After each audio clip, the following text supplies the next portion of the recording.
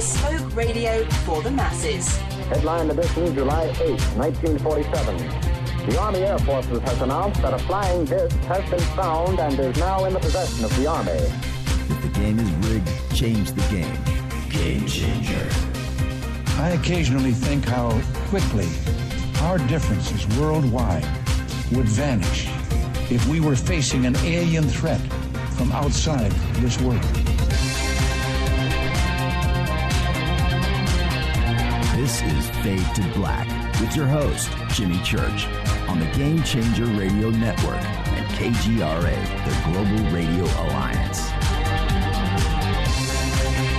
I need your help to get to the year 1985. You are listening to Fade to Black with Jimmy Church on the Game Changer Network. Well, Thursday night, FADERNIGHT, Fade to Black, bespoke radio for the masses.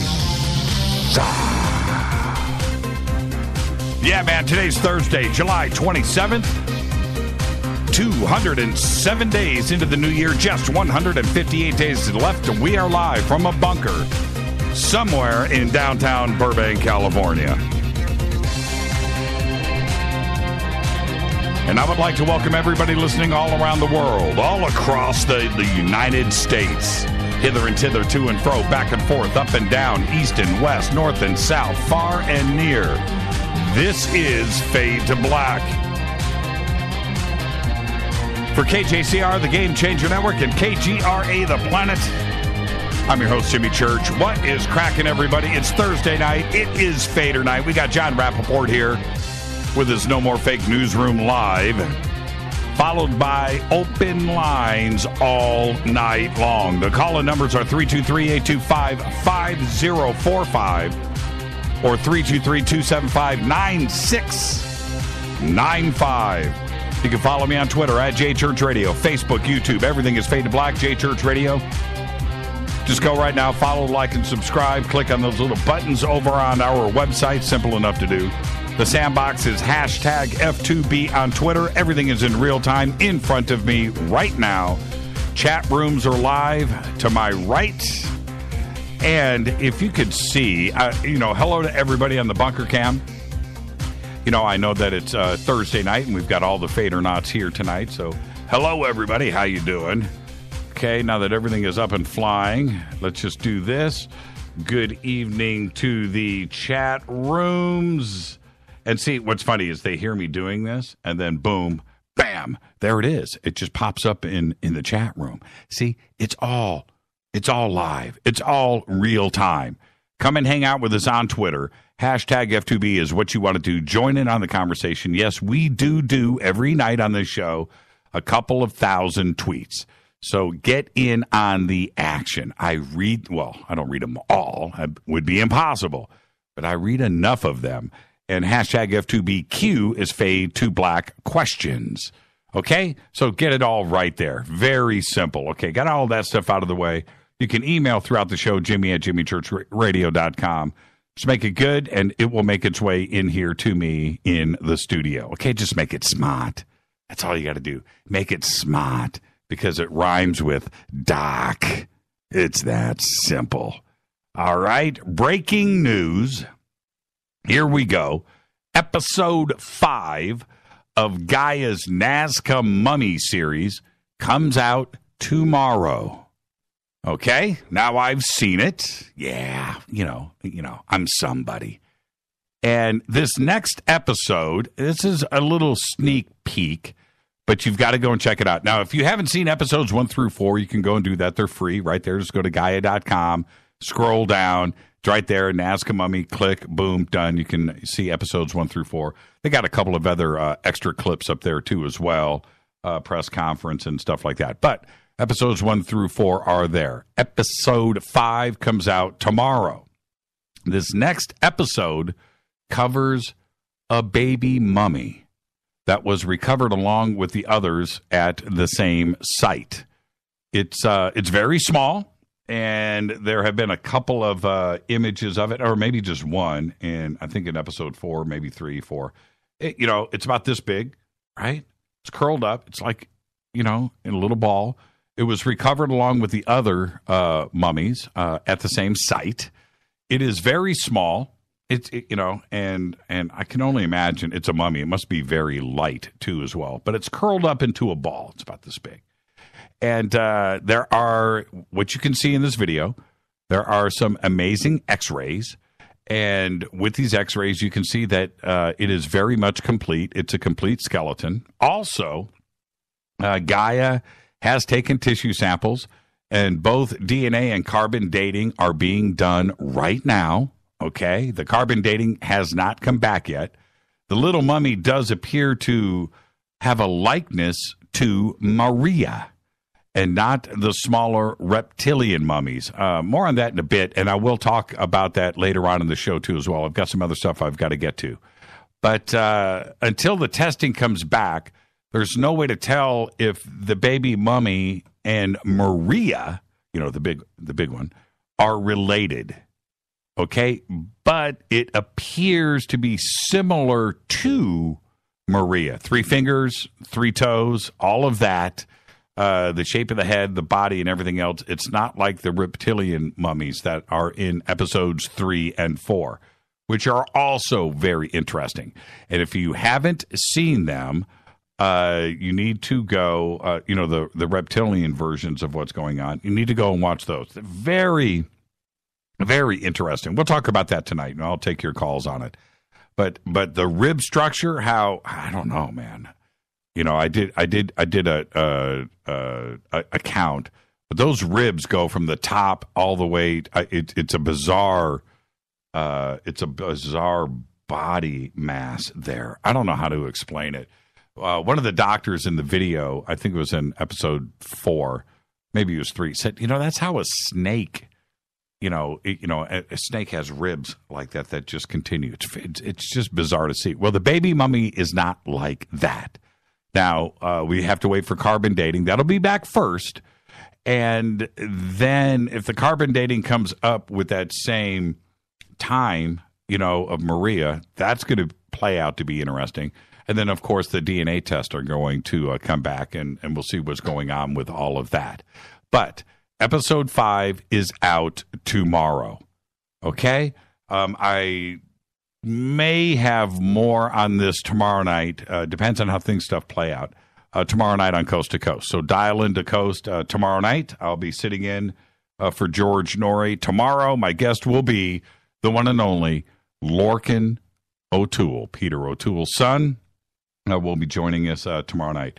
And I tried to get him live in the studio. He's actually here in Los Angeles. He got here a couple of days ago, but couldn't quite pull that off. But that would have been really cool to have him live in the studio. Maybe we'll do that at a later date. But tomorrow night, Lorcan O'Toole with me over at Coast, and we'll see what I can put together on the baby mummy, and anything else that may break between now and tomorrow night on Coast. Okay?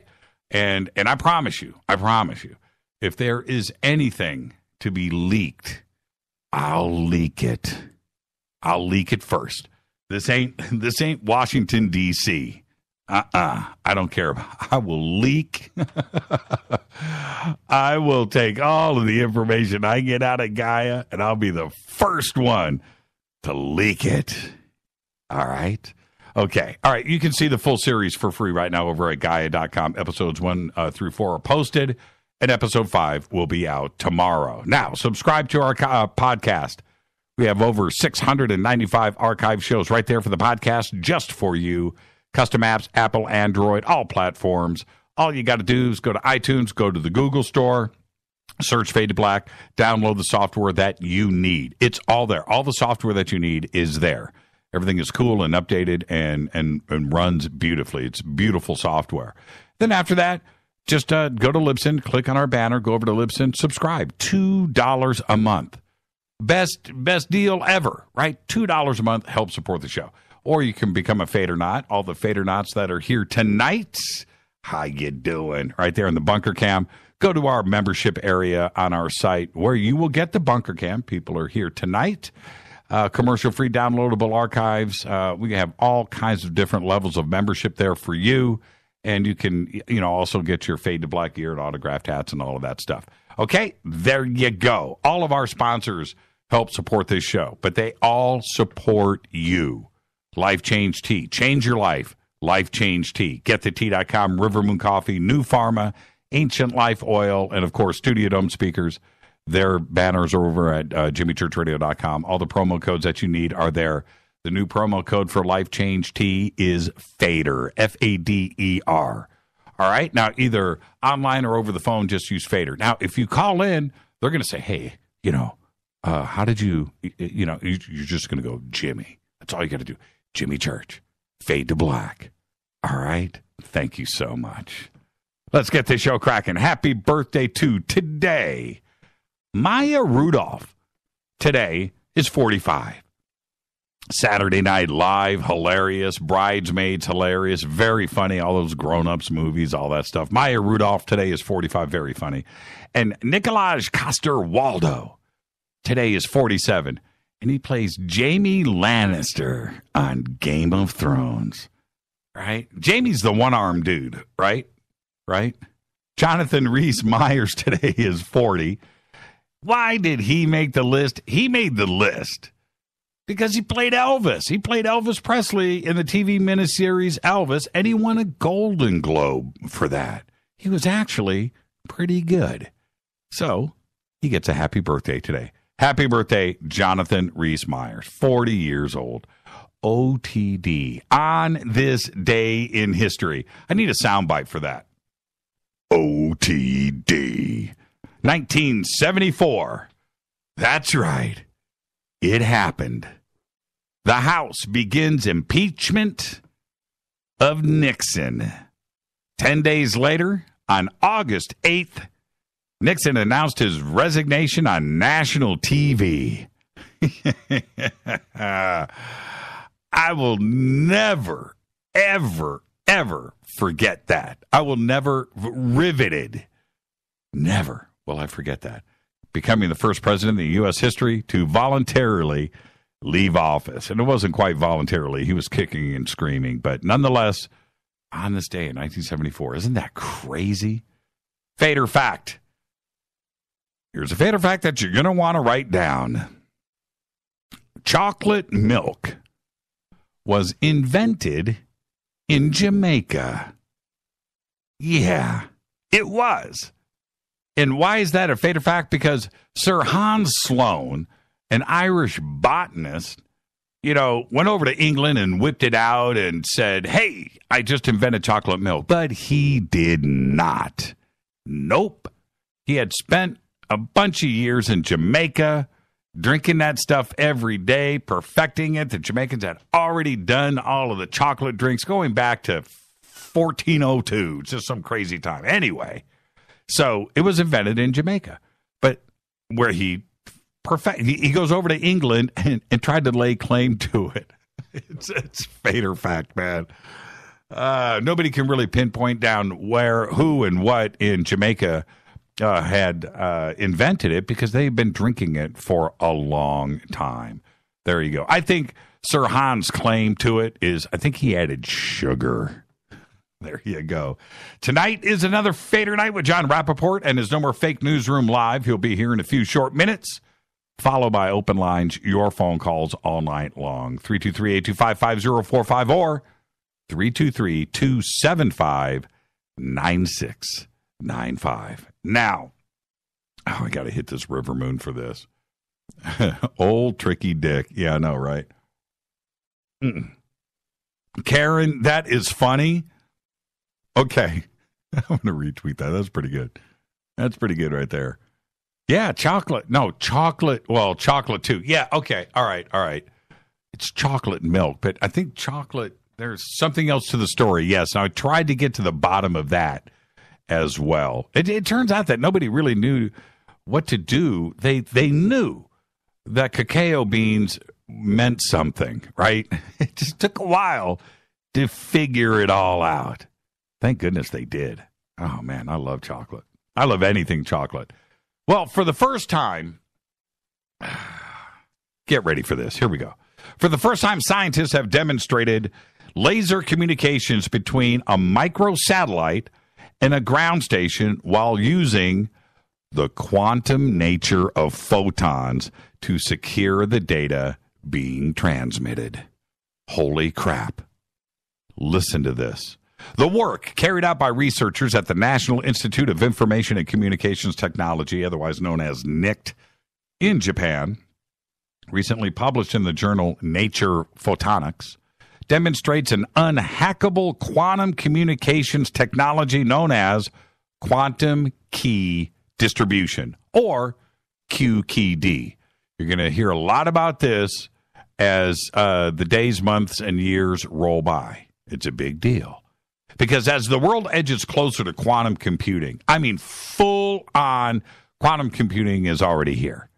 But I'm talking about full-on quantum computing. Current methods of securing transmitted data may be rendered obsolete, so a new method to secure data has to be invented. It's required. The main advantage of QKD is the unconditional security. As quantum computers are developed, the security of conventional communications will be compromised, since current cryptography is based on only computational complexity. Now listen to me. The development of practical quantum computers is only a matter of time, which has made quantum communication a hot topic over the last few years on this show. I talk about it all the time. This is science fiction that is now science fact. It is the real deal. Parallel worlds, multi-world theory, quantum theory of this insane concept is real. QKD is a very attractive method to totally secure communications by recording data in the quantum states of individual photons. The process ensures that should the signal be intercepted, the quantum states will change, causing the recipient of the signal to be alerted about the breach. And it happens automatically. The quantum state will alter itself automatically, and all hell breaks loose. This is the basic tenet of quantum mechanics. Based on Heisenberg's uncertainty principle, one cannot simply observe a quantum particle, in this case a photon, without irrevocably changing that particle's quantum state. With QKD, a secret key is shared between the transmitter and the receiver. Simple enough. If a hacker tries to decode the signal as it travels from one to the other, the signal itself changes on the quantum level. Think about this. So the system detects the hacking event. The secret key is discarded. The signal is broken, preventing the hack from continuing. Quantum. To demonstrate the secure high-capacity transmission of data between an Earth base station and a satellite in low Earth orbit, Carrasco Casado's team used the quantum communication transmitter, also called a SOTA, right? S-O-T-A, a small optical transponder. On board the microsatellite Socrates, Space Optical Communications Research Advanced Technology satellite that was launched by Japan Aerospace Exploration Agency back in 2014, weighing only 13 pounds. SOTA is the smallest quantum communicator transmitter ever tested. Orbiting above the Earth at 372 miles, right, 600 kilometers, Socrates is traveling at over 15,000 miles per hour, 7 kilometers per second, when SOTA would establish contact with the 1 meter telescope located in Tokyo's Kojiani City. Now, the received signal was then guided to a quantum receiver to decode the information using a QKD protocol. SOTA encoded the individual photons with, it's simple, 1 bit of data. 1. Either a 1 or a 0 achieved by switching the photons between 2 polarized states, a method known as single photon regime. SOTA then beamed the pulses of laser at a rate of 10 million bits per second. Now, think about this. Two bits of data, two photons entangled, right? This thing was science fiction. Today, it has gone so far that now they've got encryption protocol for quantum state communications. Think about this. And it's ultra simple. There is such international interest right now in quantum communications. The research is being carried out not only in Japan and China and Europe, Canada, and the United States. Everybody wants a piece of this. A Chinese research team that I reported on last week announced the successful quantum teleportation of individual photons from a ground station to an orbiting satellite, right? And that was to Messias, which was launched by China last year. Like QKD, teleportation is a form of quantum communications. Teleportation involves the production of two quantum particles that form at the same time in the same place. The two particles share the same quantum states, and the measurements on one impact the other instantaneously because they're entangled, right? And it doesn't matter about the distance. That's the crazy part. In a Chinese experiment, pairs of entangled photons were produced on the ground, and some of the photons are transmitted to the ultrasensitive receiver on Messias, orbiting overhead. And when the photons were received by the satellite, the researchers were able to confirm entanglement with those on the ground by teleporting the quantum state of a photon between the two, hundreds of miles, instantaneous. It is moving at such a rapid clip right now, today. I know when I talk about quantum theory, quantum mechanics, multi-world, parallel worlds, and this week I was talking with Ken Knutson about it and Peter Cameron last night too, a little bit, which you must understand. Let me drive this home. With a qubit at the quantum level, a qubit is a quantum bit. We know about bits, ones and zeros. Now, a qubit is neither or both. It's got those other states that are available to it. And what's amazing with that, because of quantum entanglement, then with the multi-worlds theory, going out infinitely in the parallel worlds, those qubits can react and use all of the other qubits that are tied to it because of entanglement to infinity. So today, now wrap your head around this. Today, we are so used to the conventional chipset, those microprocessors that have millions and millions and millions of transistors on it. And Moore's law has, doubled and increased, half the, and double the speed and all of that. We've gotten to the point where Moore's law may be nearly at the end. What's the next step? That concept is the opposite with a quantum chip, because a quantum chip today has 2,000 qubits on it, not 20 million. And they're going to get to that point, but they don't need that kind of those numbers on the chip, because through entanglement, it's already going into computations that are infinite. Now, how is it possible? A parallel world. Now we are into science fiction stuff, but I got to drive this home. Silicon Valley now understands this and are perfecting it. This is science. This is on paper. This is in manufacturing. They're building the chips. They're building the computers. They're writing the software. And now they are encrypting a way to message with it. Because with quantum computers and the amount of computational power that is now available with a quantum computer, very soon, 2018, 2019, 2020, some of these quantum computers that are doing mathematics beyond anything that you can even imagine. Huge server farms cannot do what one of these quantum computers are doing with these little, chips that don't have anything. It's unreal. It's unreal. But it's actually here today. And with what happened with China last week and with what Japan did now, we are on the very brink. The next race, and I have thought many times, how far, you remember 486 processor? Ooh, man.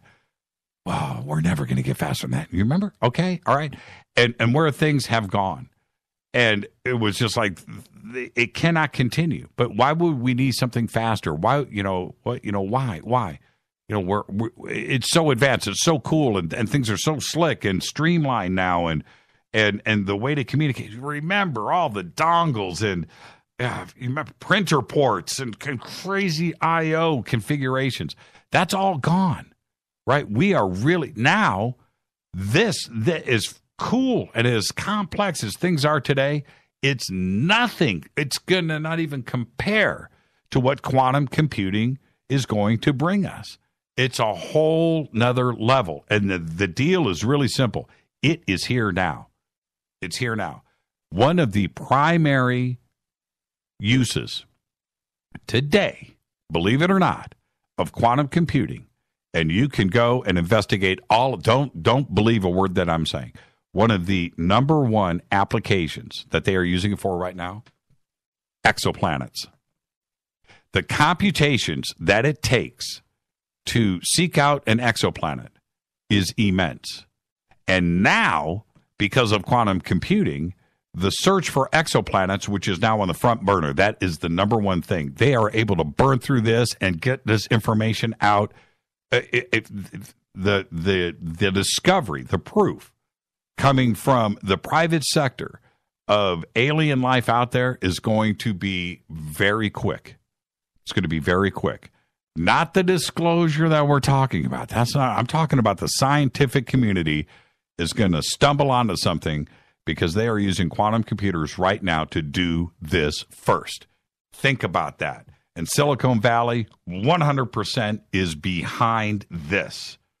It's exciting times.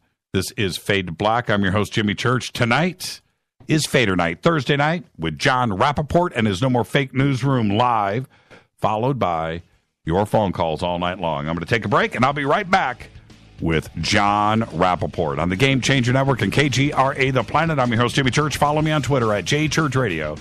I'll be right back with Jon Rappoport. Stay there.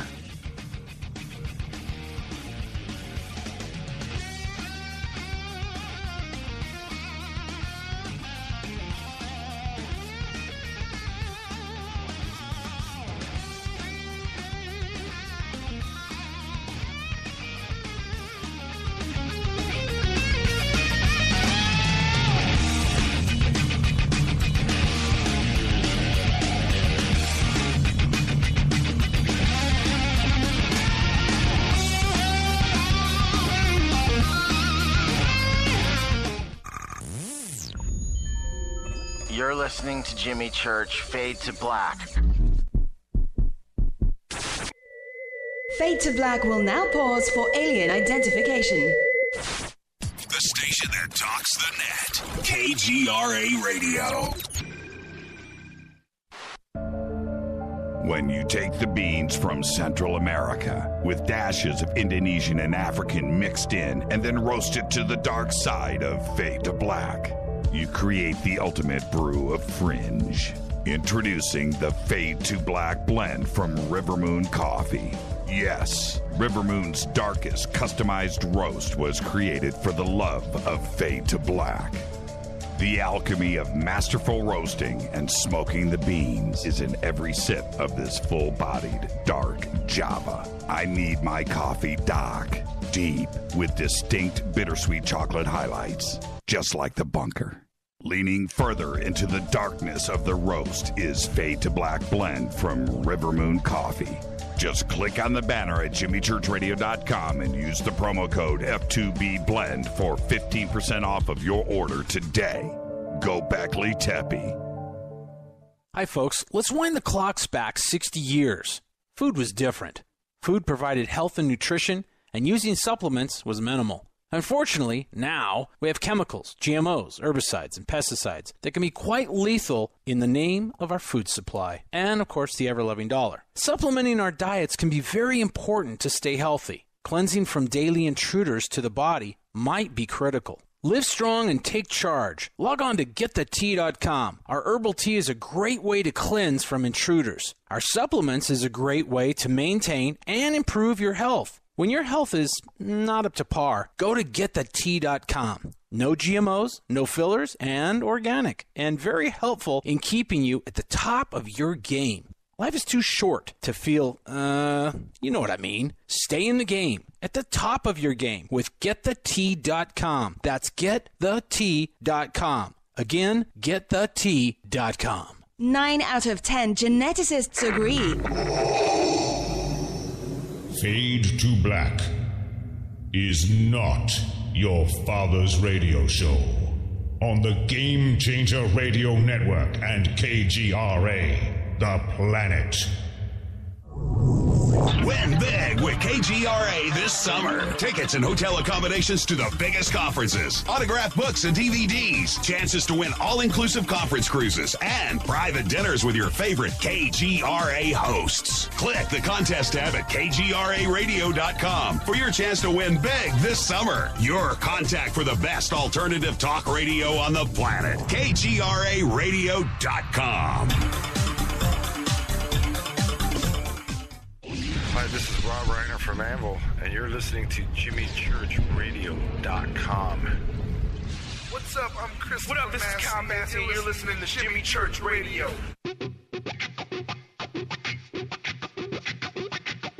And now, coming to you from the No More Fake Newsroom in deep space, which is the space that we suspect to be true, that the world, as it is fed to us every day by the Ministry of Truth, is a lie, a false reality, a movie projected on the screen of our subconscious.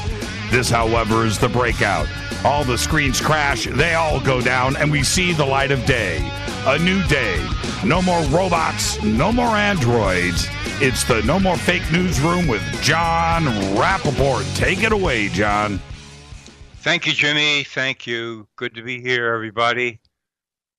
So here we go. Several stories tonight. First of all, I want to go back to something that Matt Drudge of the Drudge Report said. I'm sure you're all familiar with the Drudge Report. It started at, we could say, sort of the dawn of the internet as an email service, sending out news blips to people on the list. Eventually became a website, and now millions of hits a day. One of the major news sites in the world. And what Drudge said was basically, we need 300 million citizen reporters. That sounds completely outrageous and outlandish, and at first blush, I mean, what? But I believe that the man is absolutely right. Absolutely right. Because we are in the phase right now. You could call it an evolutionary phase. You could call it a transition, where there are millions and millions of people who are learning that official reality and official news is a false picture. That it has always been, in the most important respects, a false picture. But the depth with which people are understanding that now, no matter which side of the political spectrum they may believe they're on, doesn't matter. The depth is increasing. The archaeological dig, you might say, is going deeper and deeper into fake news, into official reality, uncovering the truth, uncovering the lies, uncovering the scams and the schemes and the crimes of the people who are actually perpetrating them. This is now becoming a major occupation, preoccupation of untold millions of people along many fronts, many stories, many subjects, many topics. And this phase, this transition, which I believe will result in something quite different when we get to the end of it, and we can talk about that at another time. But this phase is people straightening out their minds and their consciousness, getting with the truth, getting with the ability to discover the truth, which is why we need 300 million citizen reporters on all manner of stories and subjects, on the subjects and stories that they want to investigate, uncover, put together, and broadcast, write about, convey, communicate, get out there. This all adds to the development of another kind of consciousness, which I would never call final consciousness, but it is a transitional phase. And I want to give you just an example of that arose out of a conversation with a literary agent named Peter Fleming that I've known for, I don't know now, 15 years perhaps. He, like many other people, is completely fed up with the machinations of the U.S. Congress. Not simply their inability to get anything done and so on and so forth, but what many people are fed up with and see, that there are major influences being exerted on members of Congress to sway them one way or another in favor of certain legislation, against other legislation, and there are players behind the scenes who are doing this to the Congress, and Congress is surrendering their power to these interests, like pharmaceutical interests, like big oil, like the military-industrial complex, like the free trade globalists, and you could go on and on and on and on and on. And so what Peter was suggesting was, we need a full-bore, complete investigation of how this is operating and has been operating in Congress. And I said, well, that's very interesting, because when I was running for a seat in the Congress in 1994 out of Los Angeles in a primary, halfway through the campaign, I said to myself, what are you doing? What would you do if you won and you went to Washington? The sewer of corruption. What progress in any direction do you think you could actually make? And then a thought occurred to me that, in fact, what we would do, my team and I, if by some miracle we won, is that we would do a weekly Corrupt Congressman of the Week expose. And I actually had a system for doing this, which I'll describe in a moment. I think I've mentioned this before on the show. But the idea would be to, let's say, go back several years in a congressman's career, list all the votes that he has cast on which side of various bills and what those bills essentially proposed.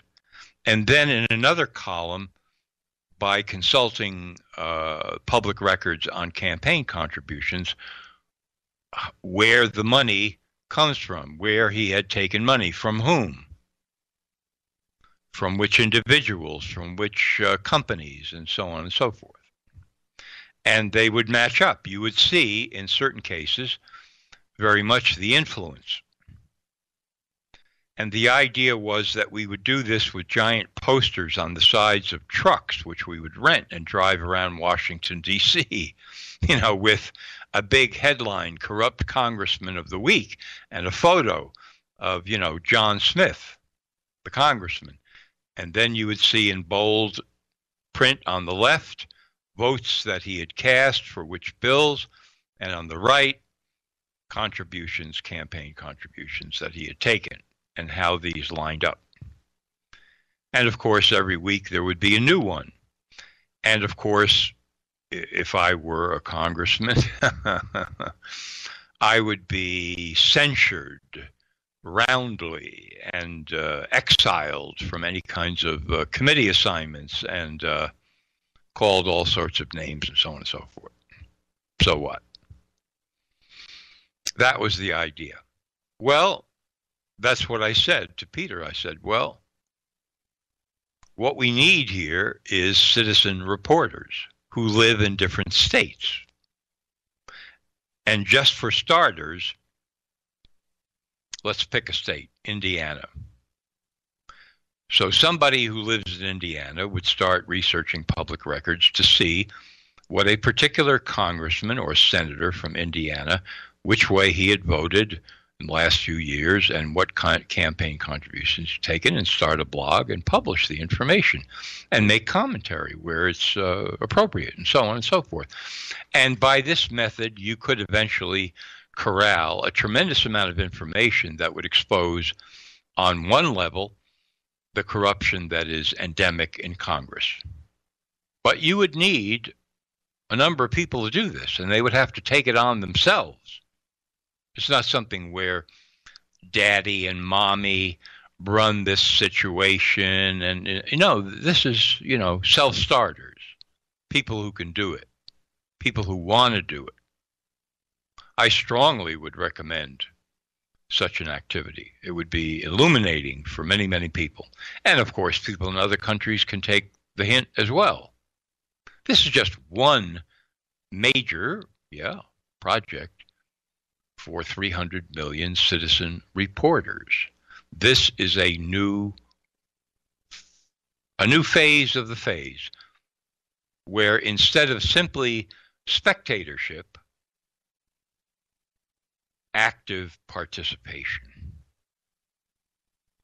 What's the story? What's the subject you're most excited about and interested in? What's the official scenario on that story? Start digging, start discovering the truth, start a blog, publish it, make it known. Action, action, action, action, action, action. Quite the opposite of the robot culture that we are now in.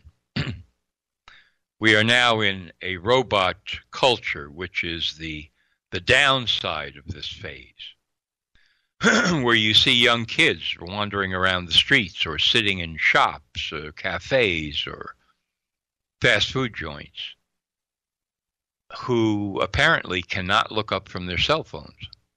That's all they can do, is whatever they're doing on their cell. That's it. That's reality. That's what it's come to. Their brains are being entrained and modulated, and they are forming obsessions with their cell phones. Their cell phones. And that's just a cell phone. What happens when virtual reality shows up? Where you can, say, put on a pair of goggles and attach your cell phone to the goggles, and now you have surround 3D moving parts of landscapes and events and so on and so forth. How much deeper would the trance become? So that's the downside. The AI, the artificial intelligence, the android, the robot that is being promoted to the hilt. The upside is citizen investigators, major citizen investigators all over the world doing their own investigations and reporting on them. That now we would be really talking about something.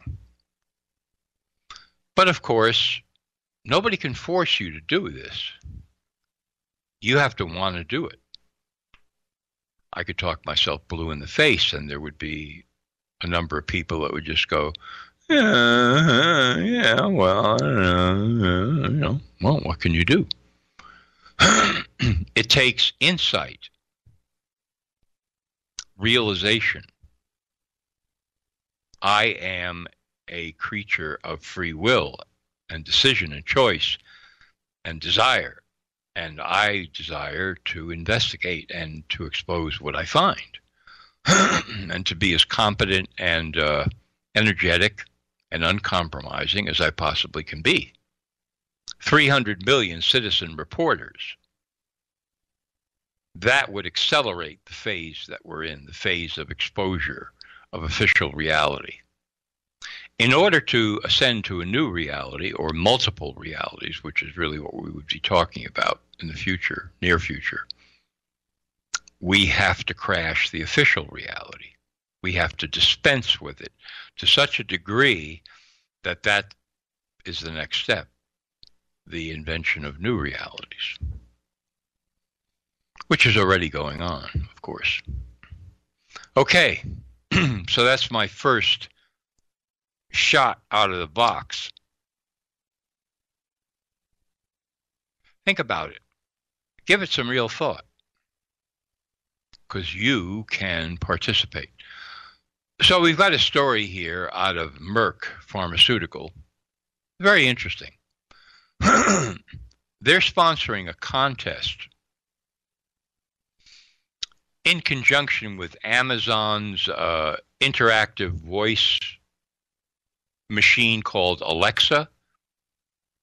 You put this box in your house and you can interact with it, and Alexa can do all kinds of things for you, like select your music and I guess order pizza and this and that and the other thing, and and the recordings of these conversations between you and Alexa are moved onto the cloud and stored and utilized by Alexa to inform it on how better to interact with you in future conversations. Okay, so Merck, the pharmaceutical company, is sponsoring a contest for how to use Alexa in the medical field, particularly with diabetes patients.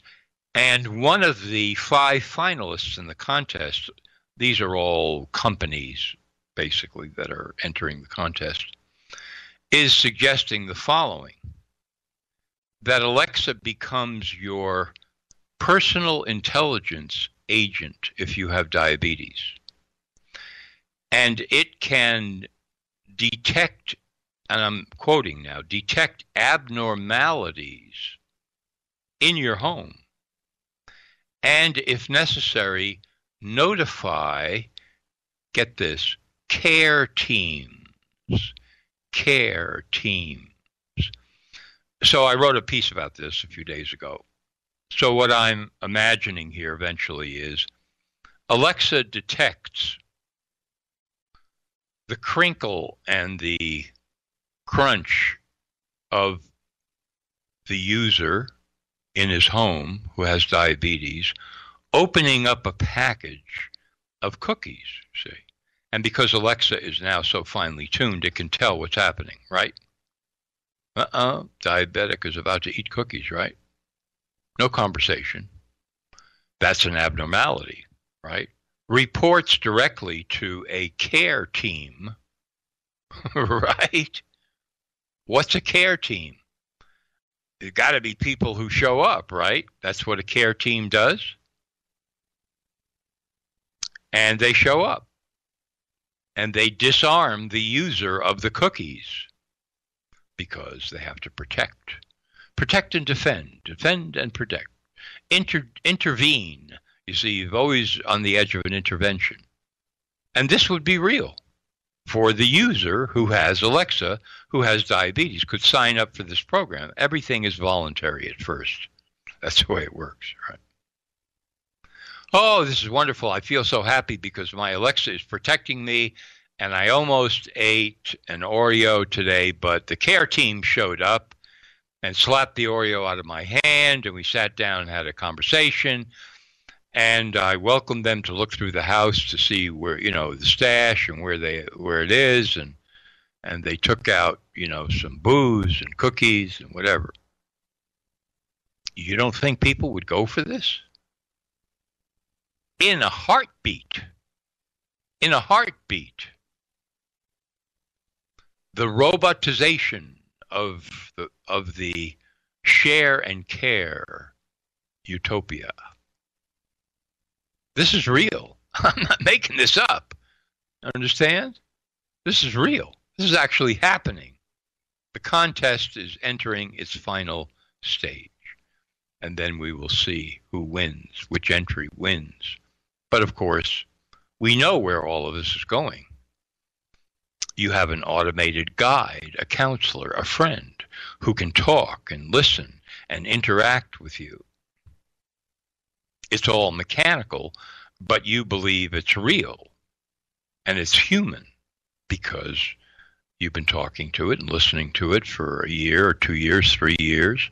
Somebody wants to take your Alexa away. Watch out. That person is going to, flip-de-dip, because it's such an intimate relationship. And that, of course, leads us back to the whole question of, does AI and robot and bot and android have free will? What are we talking about here with, let's say, future much more sophisticated versions of Alexa and other such devices? The latest story on this, and I'll close quickly with this, is that Google's subsidiary DeepMind is now more or less claiming that they're imbuing artificial intelligence devices with, quote, imagination. Articles are now appearing. But when you read down in the articles and you begin to take apart the specifics and you learn what they're doing, as I wrote several weeks ago and as I've been explaining, it's not exactly that at all. What's actually happening is that the programmers are setting up AI to have certain standards for making selections of options, a range of options. Let's say you have 35,000 options if you're an AI. Well, there are standards and there are rules and there are guidelines for how those selections are made of various options in order to solve a problem, or in order to reach a goal, in order to achieve an action, in order to play a game, whatever it is. They don't talk about that part of it. So they can now say, well, hey, the AI device is making choices. It has free will, therefore it must be alive, therefore it must be human. No. It's a very complex mechanism in which the standards for selecting options are already built in. And once you have that, then the AI device is off and running. And that is tonight's report. I thank you very much. Hold on a minute. That was one of the funniest things I have ever heard in the history of this show. The Oreo police showing up at the house. Now, as you were saying that, John, this is, first off, just give me a yes or no. Is that really true? Oh, yeah. Okay. It's a story. Sure. It's a contest, so the contest is not done. Right. But that is one of the entries in the contest. That is insane to me. Because it's true. I could actually see that playing out. But as you were saying that, this is what I was picturing before you said that, was, you've got diabetes, and Alexa, call, sign into Amazon and deliver 2 cases of Coke to my house today, please. Right? Mm-hmm. And Alexa responds back, sorry, right? Yeah, right. Yeah, we cannot complete your order. Sorry. And that's what I was picturing. I thought that's where you were going to go. You took it to the next level, but wouldn't that just be, that's like the best definition of ironic, right? Or irony that there is. So you go and you order your mega stuff double Oreo bonus package, right? and maybe some milk, right? And it delivers to the house, and you go to sign for the package, and then the cuffs go on. Or, so, just something crazy, just some nutty thing to come into play, all because of technology.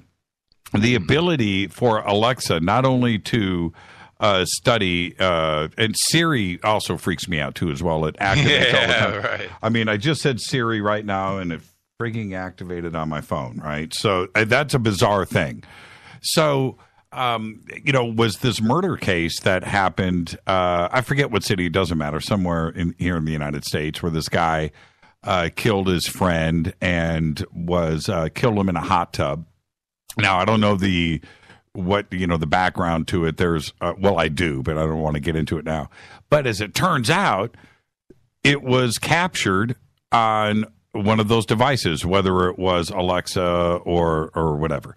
And it came to getting to the servers at Google and whether the conversation was recorded or not. Right. And the prosecution wanted it as evidence.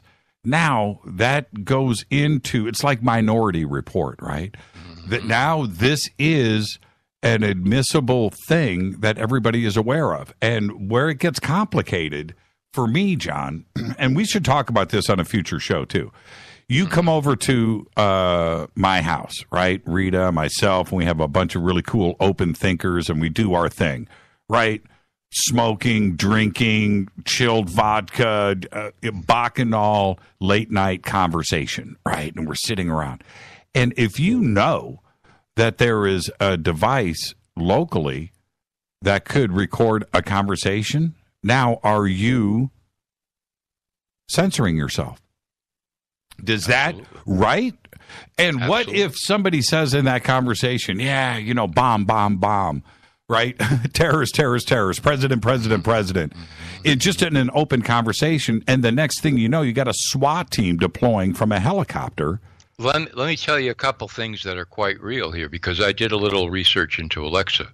First of all, you have to give it a wake-up word in order for it to turn on, whatever that word is. But how does it hear the wake-up word? It's always ready.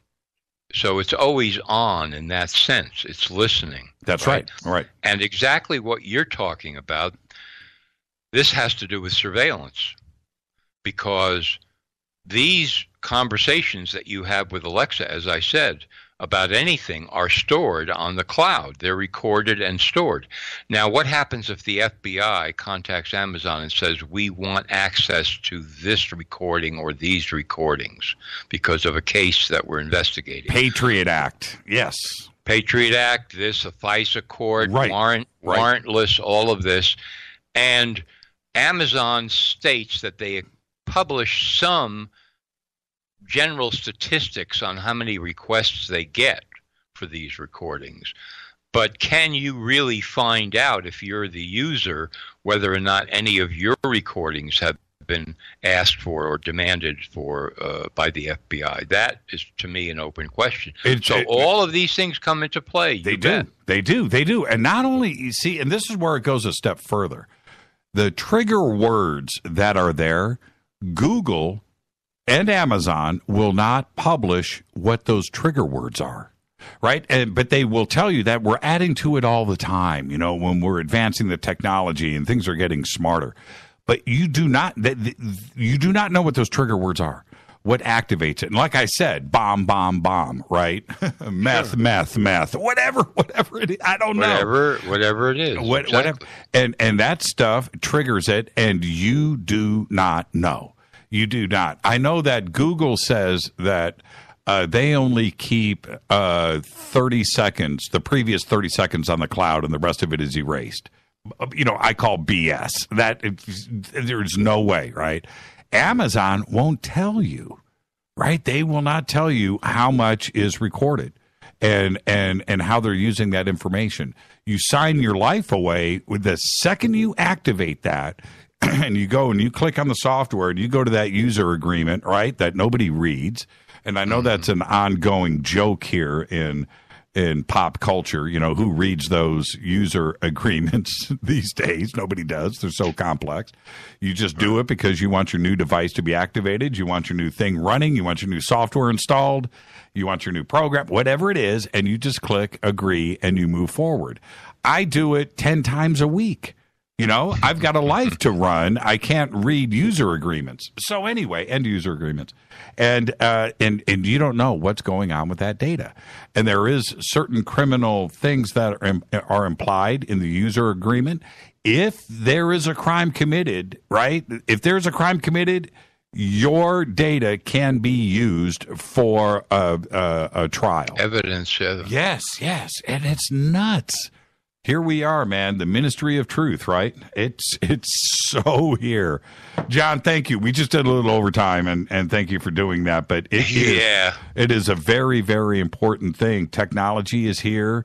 The Google Mind Farm, what they are doing up there with AI and intelligence and imagination and programs writing themselves and answering their own questions and writing their own code. This is a crazy part of this world right now. Exciting. But we need to figure out how to move forward ethically, too, as well. And I thank you for all of that. Thank you, Jimmy. You're the best, John. You got it. Jon Rappoport, everybody. NoMoreFakeNews.com. That is where you start your day. All right. It's Fader Night. 323-825-5045 or 323-275-9695. Open lines all night long. I'm your host, Jimmy Church. Follow me on Twitter. Twitter is nuts right now. Follow me on Twitter at JChurchRadio. I'll be right back with your phone calls next.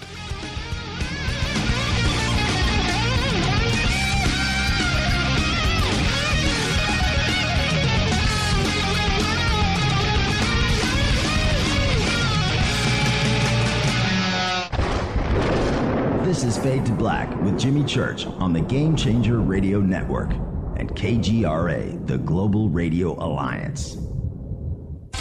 This is KGRA Digital Broadcasting Station, Salt Lake City, Utah, Van Buren, Arkansas. Hello, I'm Kate and you're listening to my main man, Jimmy Church, on jimmychurchradio.com. Hi, this is Ray Hobbs here, repping the planet, and you're listening to my good friend, Jimmy Church, Fade to Black, on the Game Changer Network and the KGRA Digital Broadcast Station. This is Toby Kebbell. You're listening to jimmychurchradio.com. Don't hurt me, Jimmy. I'm only little. Hey, I'm Adrian Grenier, and this is Ari Gold. We're the Honey Brothers. We are of the Honey Brothers. Hey, I'm Adrian Grenier. And I'm Ari Gold. We're the Honey Brothers. And you're listening to Jimmy Church. The Revolution. Ancient Life Oil. Life-changing. The real oil. CBD is truly ancient life oil from the source. This oil has no psychoactive effect and is also legal in all 50 states. When you're healthy, you're happy. The truth about this wonderful plant is that it wants to give back to mankind life, longevity, and happiness. Ancient Life Oil are golden grade, all organic, non-GMO, and infused with high-quality liquid coconut oil. It's simple. Just go to ancientlifeoil.com today. That's ancientlifeoil.com. The best, purest, organic, and non-GMO CBD in the world. Go Beckley Tappy. The statements made regarding these products have not been evaluated by the Food and Drug Administration. These products are not intended to diagnose, treat, cure, or prevent any disease. Please consult your healthcare professional about potential interactions or other possible complications before using any product. What's up, Fadernauts? Studio Dome loves Fade to Black and the F2B audience so much that they have put together the ultimate stereo Bluetooth system. They've done it just for you. Man, check this out. The Studio Dome SBB2 stereo system is here. It's featuring two Studio Boombox 2 SBB2 wireless Bluetooth speakers, packed in its own custom hardshell case. This Studio Dome system features the very latest in stereo Bluetooth technology. The two full-range boomboxes are in true wireless stereo. You've got to hear this. It's amazing. It's just $129 and use the promo code JCRTWS and you'll also get free shipping. It's simple. Just go to jimmychurchradio.com, click on the Studio Dome banner. Go Beckley Tepe.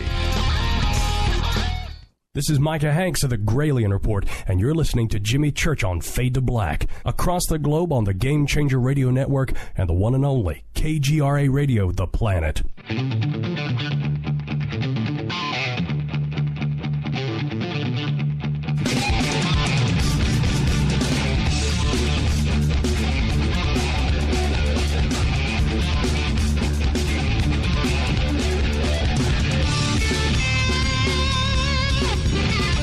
All right, welcome back. Fade to Black, Thursday night, Fader night. Thank you, Jon Rappoport. Man, that guy is smart. Seriously smart. Get that man a donut. I'm your host, Jimmy Church. Follow me on Twitter at JChurchRadio. That's what you want to do, at JChurchRadio. Join in on the fun, hashtag F2B over on Twitter. The call-in numbers are 323-825-5045. 323-275-9695.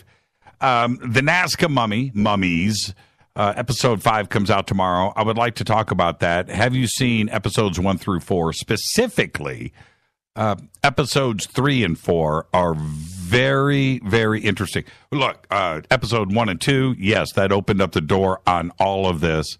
And you get to 3 and 4, and you look at the little dudes, the reptilian guys, that's what everybody's kind of calling them. There's that too. Very interesting. So I do want to know what you think about that and where we are. I'm still in the same position that I've always been on this. Could be the biggest news of all time, of all history. It would eclipse anything else in history. Period. So there's that aspect. But it's too good to be true. It's just too good to be true. The videos are eye candy. I love watching them. They're absolutely compelling. It's just amazing. But it's too good to be true. So I'm still all the way over on the other side. I talked to the folks over at Gaia today, and my position is still the same. I want this to be what it's supposed to be. I do. I really, really do. Okay? But it's too good to be true. So let's wait.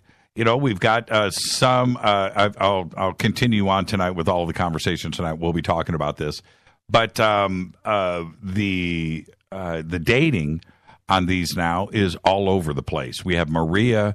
That's at 245 A.D. The reptilian guys are coming in 1,000 years younger, right? So that's pretty trippy. The baby, which will be coming out tomorrow in episode number 5, that carbon dating is going to be coming back here really quick. So we don't know. Again, I want to emphasize here, we don't know if it's related there to Maria, but it's not reptilian. Okay, it's not like the mummies that are in episodes 3 and 4. Okay, so I've got some more info. We'll talk about it throughout the show tonight. And with that, let's go ahead and jump on the phones. Hi, you're live on Fade to Black. Who's calling? Kirk. Kirk. Where are you calling from, Kirk? Raleigh, North Carolina. Raleigh, North Carolina. How you doing tonight? Pretty good. The last segment reminded me of a couple things. I don't know if you're it reminded me of a joke I heard about you're so rich you can pay somebody to slap food out of your mouth to not get fat. I don't know why I thought about that joke when Jon Rappoport was talking about the diabetic care teams. Yeah, that's funny. Right. Triggered a memory. Sure. None of that, but I wanted to cue in. I think it would be a logistic nightmare to think if you had care teams, because it's projected in 2025 that we're going to have 50 million Americans that are diabetic. Right. With the course we're going. Yes. So come lunchtime, let's say you got people in the Midwest and the East Coast eating around the same time. Let's say you're around your buddies. They're not diabetic. You are. If he opens up, or the care team going to be coming to your location, right, to find out that they don't have to do anything about it. So I don't know. I think Jon Rappoport, good guy. I don't. Well, really right. think about the logistics behind it. Right. And I hear you, Kirk. Now it's a contest. Remember this, it's a contest put on by Merck. But so it's not like it's any official protocol yet. This is one of the entries for this contest for applications like this in pharma. But let me take this thought though one step further, which is this: what if all of this was applied across the board, right? So, I mean, what if you are ordering ammunition for a gun, or ordering, just making weird requests, and that combined with some of your search stuff in search engines and Google, and the analytics start to, and the AI starts to cross-reference things, and like the Minority Report, they're suddenly looking at you as planning to commit a crime, or maybe you are committing a crime right now at that time in your own home, in the privacy of your own home, and you go and you order something, and the next thing you know, the police are at your door. And it could be something completely innocent. But the point is, these devices now are sniffing in your home and listening to your conversations, things that need to be kept private. I mean, you have the reasonable right to privacy in your own home. The second, and that is just a blanket constitutional right. But once you go and get one of these devices, those rights are gone. They're now gone. Do you remember? The owner of the Clippers when 5-6 years ago? What you remember when he was videotaped and recorded in his own home, right, with all those racist comments and all those things that he said? I don't think people realize what he actually said. I think they're getting secondhand accounts of, hey, he said a racist comment, and hey, guys, we have to react. But the point is that happens. But Kurt, that's not even the point. The point is, it's in your own home. Doesn't matter what you said, and you have a reasonable right to privacy. And that's it. I don't condone what he said. I don't condone. I'm not saying he said, that's not even the point. The point is you, Kurt, have a reasonable right to privacy. And what if all of a sudden you get taken away in handcuffs because of something you said privately in your home that was picked up by Alexa or Siri? And is now stored as evidence. They're going to go, well, did you say it or not? Well, yes. Is that your voice? Yes. But that's not what I meant. They're going to say it doesn't matter. Again, though, that'd be a logistic nightmare for police resources. I mean, they're trying to be able to get K-9 units and hope for the best. They could barely do that. Now, to think that they could send police force on that scale every single day for an entire year would bankrupt a township, right, or municipality. Well, let's hope let's hope that is the case for sure. But the other part of this is we are opening up ourselves to this, right? That's the point. It is here, it's now, and it's something that we have to consider. We have to ponder the implications of this. We love the technology.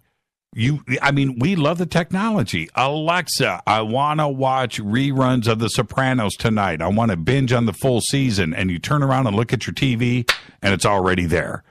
That's cool. And we love that technology. But it's the abuse of that. And I really, really don't want recordings of what goes on in my house stored on the cloud without my consent or control. I don't want the secret recipes of what I do to barbecued ribs, right? That's my private. I don't need people to know that stuff, and no matter what it is, I don't need them to know that I talk to myself when I put on my socks in the morning. That's private, right? That I talk to my big toe, right? That's your private world, and you are letting it go if you've got Alexa sitting on your nightstand. So you just need to think about that. And thank you for the phone call, man. And you're absolutely right. Resources would be taxed to the limit. Absolutely. Thank you for the phone call, Kirk. No problem. You have a great night. You too. Let's stay on the phones. 323-825-5045 or 323-275-9695. Hi, you're live on Fade to Black. Who's calling? Hey, Jim. Hey. Who's this? This is Mike up in Washington. Hey, Mike up in Washington. Somebody just said, Barrett, hey, Jimmy, stop saying Alexa. Yeah, I know, right? Because I'm turning everybody's Alexa around the country right now is turning on every time I say it. Not this guy. I don't even have one of those. Not yet. You know, do you have? Well, hopefully I don't. Do you have an iPhone? No. Okay, you don't. I do have an Android, but not an iPhone. Okay. Yeah, iPhones with Siri is a trip, man. So, That's what I heard. Yeah, right now, okay, I got the bunker cam on. You can see my phone is blank, right? Siri, order me a pizza. Oh, wow, my Siri's not working. Siri, order me a pizza.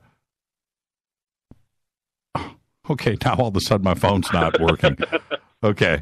So, yeah, I say Siri, Siri, Siri, and I always look down and it's always activated. But right now, it's acting like Siri, order me a pizza. Heck, if it means anything, I say, okay, Google, and it hardly works. So, so I know how it goes. So what's on your mind tonight? I'm calling. Oh, go ahead. I'm sorry. No, I said, what's on your mind tonight, Mike? I was hoping that one day, I'm really into this Mesopotamia stuff. Mm-hmm. And I was wondering if one day maybe you can bring on the show a Michael S. Heiser. Oh, Michael Heiser. He was on Coast to Coast. Yep, I know him. Oh, okay, sweet. Yeah, that'd be awesome if you could bring him on. He and nail him with questions about Mesopotamia and how it relates to religion. He's talking about how, like the Book of Ezekiel is basically talking about the Babylonian gods, pretty much, like the cherub. I have a hard time pronouncing this. The cherubim. That it's actually referenced by the Babylonians. That's where it originated from. Right. So that would be awesome if you can have him on the program. That would be one. Well, he's a religious scholar and very credentialed, and he knows his stuff. But Michael Heiser's take on things, okay, it's just like everybody else. Let's listen to him and put this in the big pile of stuff that we've got to try to figure out every single day. And he's just another voice, another mind that we need to listen to. But that's not what's important. What's important is what you think. So let me ask you this. What got you into Mesopotamia and Sumer and starting to question the origins of everything? Wow, people are going to hate me for this. Because I don't believe, I think there's been a lot of fabrications with religion today. Mm-hmm. And I think the stories we have gotten have been doctored. I think there's a bit of story of this in the Bible, a bit of story of that in the Bible, a bit of story from this culture. And I think somewhere around the lines of Constantine and the Council of Nicaea that they originated this. They tried to be good with it, but, I mean, this guy was losing a war, and I'm talking about Constantine, and he saw this sign in the sky, whatever he saw. Right. Nobody knows to this day what he saw. He just saw something. Allegedly a cross. Right, and if you put the cross on the shields, right. But I mean, that's the urban legend part of it is that he saw crosses in the sky, and if he painted the shields with crosses on it, they would win the battle the next day. Yeah, it's but that's my point though. There's nothing substantial on that. That's just right. Like it's a good story. Yeah. And then there's how the time frame just doesn't add up. Like, what was it between I probably have this wrong. Maybe it's 600 to 900. Those years are missing, or supposedly, and they were added in. You know. Oh, the timeline. missing 300 years when they redid the calendar. Yeah. Well, that is one of my favorite conspiracy theories out there, because there is a lot to the argument where it forces you to go, man, maybe, right? Okay, that's interesting. I have very serious conflicts with my own mind when you have to consider if everything is accurate today and has been for the last 2,000 years. And you can go back a little bit further with the ancient Roman and Greek calendars, and they line up to about 600 BC somewhat. But what you are trying to guarantee and put faith in, which comes to that 600 to 900 thing that you're talking about, what you're putting faith in is that somebody somewhere multiple times all over the planet made a record of that day every single day. Every day. Didn't leave a day out, right? Now, and that you are able to somebody's March or third month or 300 day of the year, whatever, is some in Asia is the same as somebody in the United Kingdom, and it's the same in Italy, and is the same in Russia, as the same in South Africa. And you're looking at all of these all following the same timeline. They all had to adapt to the timeline. We weren't there, so I don't know the whole story of it. I wasn't born then. But I know where you're going. At least I think I know where you're going. No, here. What I'm saying is we don't know. There is no way when we look at a king in China that ruled on this specific date, that date is anywhere accurate and lines up with anything, because you don't know. You don't know. You know, that's it. Right. They didn't have a universal calendar that they all played off of. And when we go further back, when we go back before zero, it gets really clouded. And the further you go back, it is pure guesswork.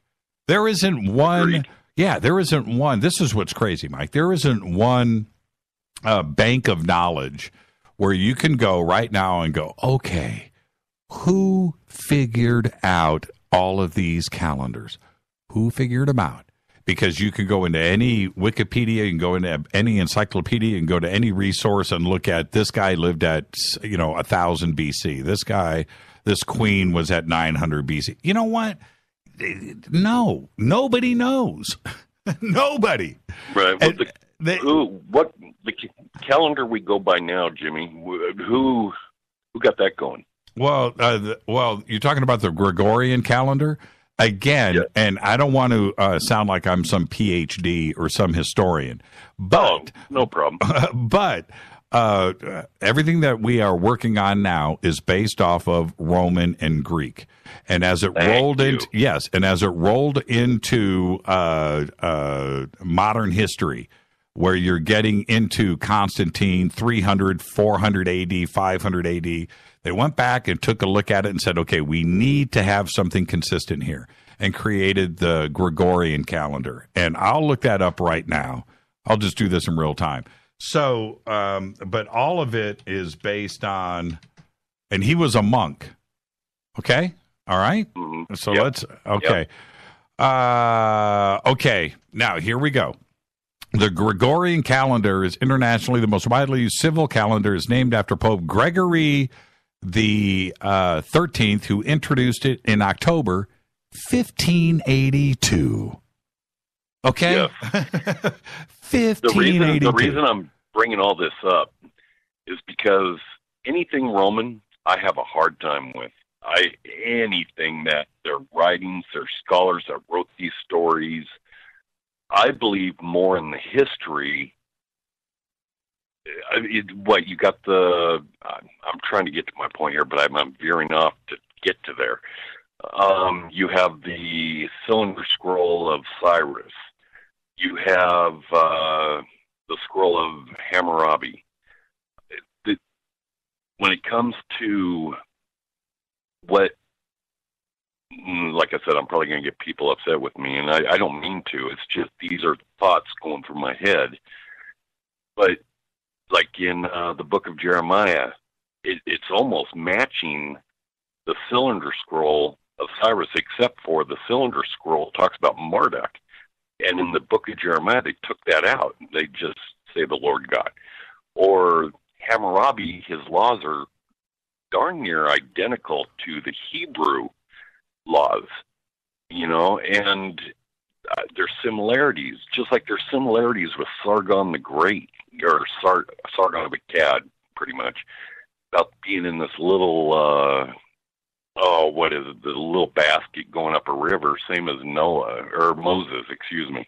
I'm nervous here. So it's just, there's too many similarities, and I've never met a Peter, Thomas, Paul, Mary in the Middle East, born there. I know they changed the names, to their supposedly original names to it, like Miriam or something like that.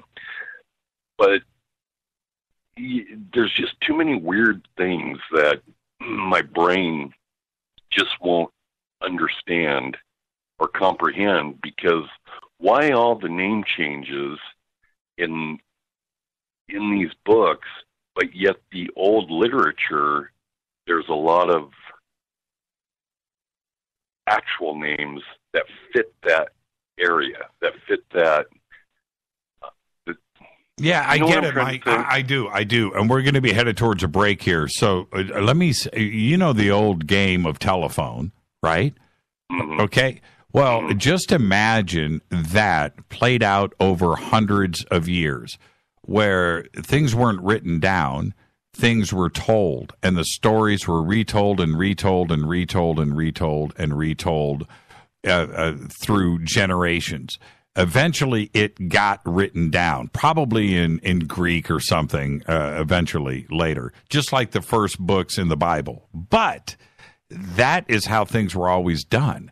So names changed. They changed phonetically over time.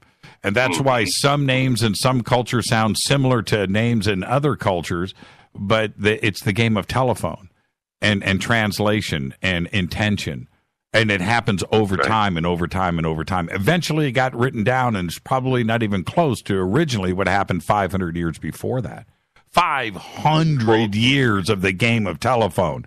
Not the game of telephone that you play at somebody's birthday party for a minute and a half. Right? Now imagine that over 500 years. But I got to get to a break, Mike. No. I do. Okay. Don't be a stranger, though, man. And hit us back next Thursday night on Fader Night, and we'll pick up this conversation where we left off. I will. Love the show, man. Keep up the good work. Yeah, thank you, Mike. First-time caller right there. This is Fader Night, Thursday night, 323-825-5045, 323-275-9695. More of your phone calls next.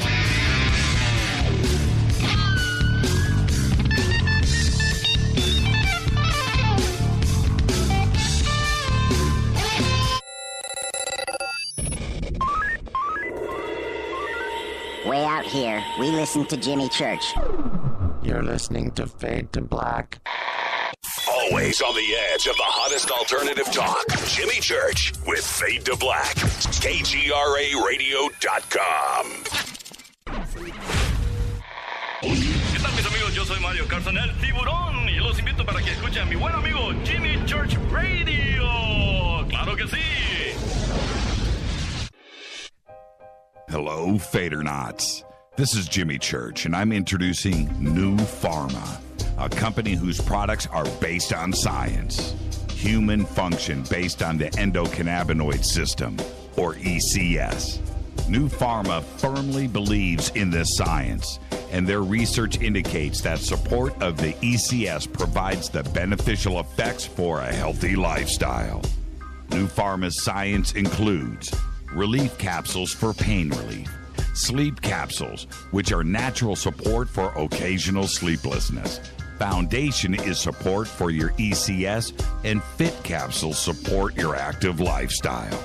Just click on the banner at jimmychurchradio.com and use the promo code F2B for a 33% discount on all of their products. Or visit newpharma.com for all of the knowledge on the science. That's GNUpharma.com. Go back, Lee Tappy.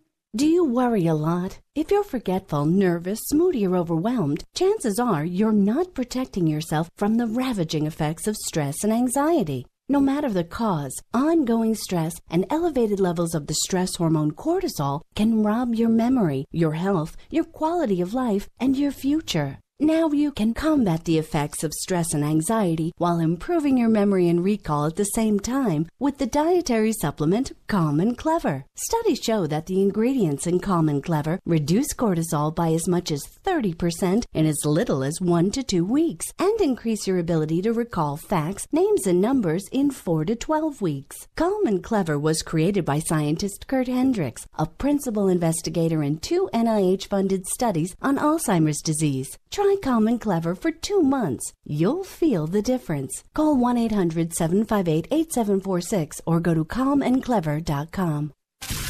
You listen to us, and we listen to you. And so does the CIA. KGRAradio.com. Hi, folks. CBD is the home run hitter for health right now. Why, you ask? Because of what it does for the body. Unfortunately, I can't tell you all about the benefit. You know, there's reasons. Do your due diligence and log on to ancientlifeoil.com. That's ancientlifeoil.com. Ancient Life Oil uses organic ingredients and is blended in coconut oil for some of the best benefits. Legal in 50 states and non-psychoactive. Log on to ancientlifeoil.com. That's ancientlifeoil.com.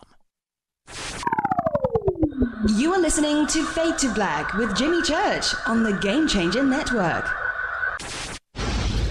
Oi, oi, I'm Reese Evans. You're listening to Jimmy Church. This is Revolution. The revolution will not be televised. The revolution is on radio. Ciao.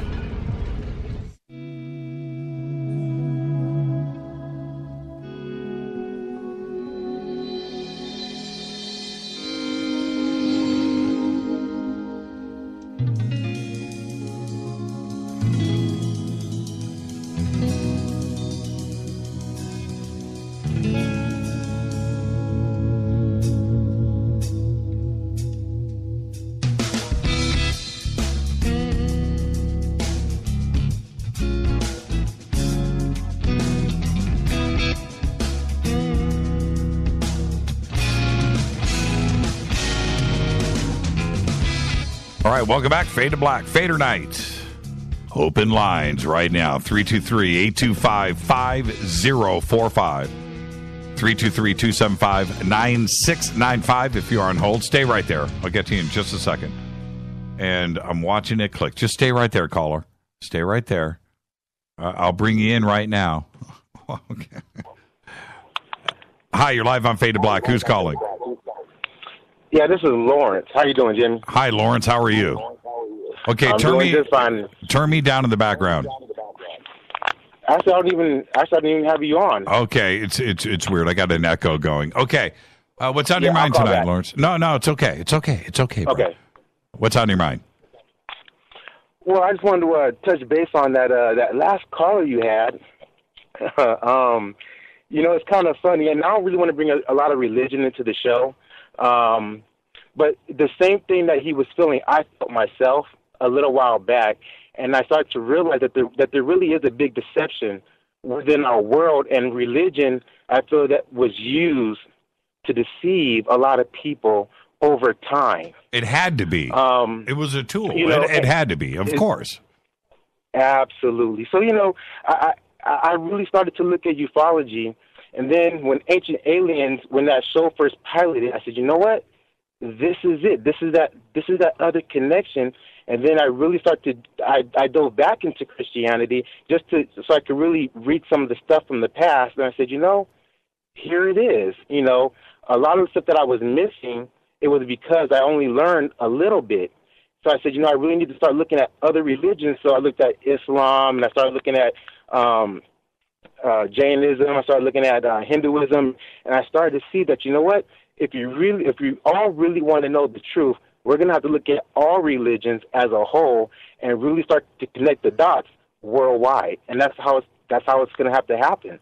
Well, and for me, and you're right about that. But also, as you look back and study the past in religions, you will also find the part of it is the grand deception, and the reason for that. I mean, seriously, the reason for that, and this goes back all the way to the most ancient of Egypt and Sumer, Mesopotamia, and all of the ancient religions, also Eastern religions. All around the world, it doesn't matter. The only way to control everybody and to get them on the same page throughout history is to say, you know what? Look, everybody, God said to do this. And then they would go, okay, all right. That's the only way to maintain some semblance of order, right? Otherwise, there would just be chaos, right? And also, they use that for war too as well. God says we got to go kick their ass. So, God said it. Okay, all right. Because the elders of the village may or may not have even believed in the religion, but what they did was they figured out very early on, hey, if we tell them that God said it, they actually listen. Because if I tell them I said it, I could have dissension, right? I could get thrown, and chaos could. But if we tell them that God said it, then we could grow. We could have children. We could have crops. We could build. We can do the things that we need to do to survive and to grow. And the other part of it. So there's that aspect. But the other part of it is forever. Religion was the writing. Religion was the school.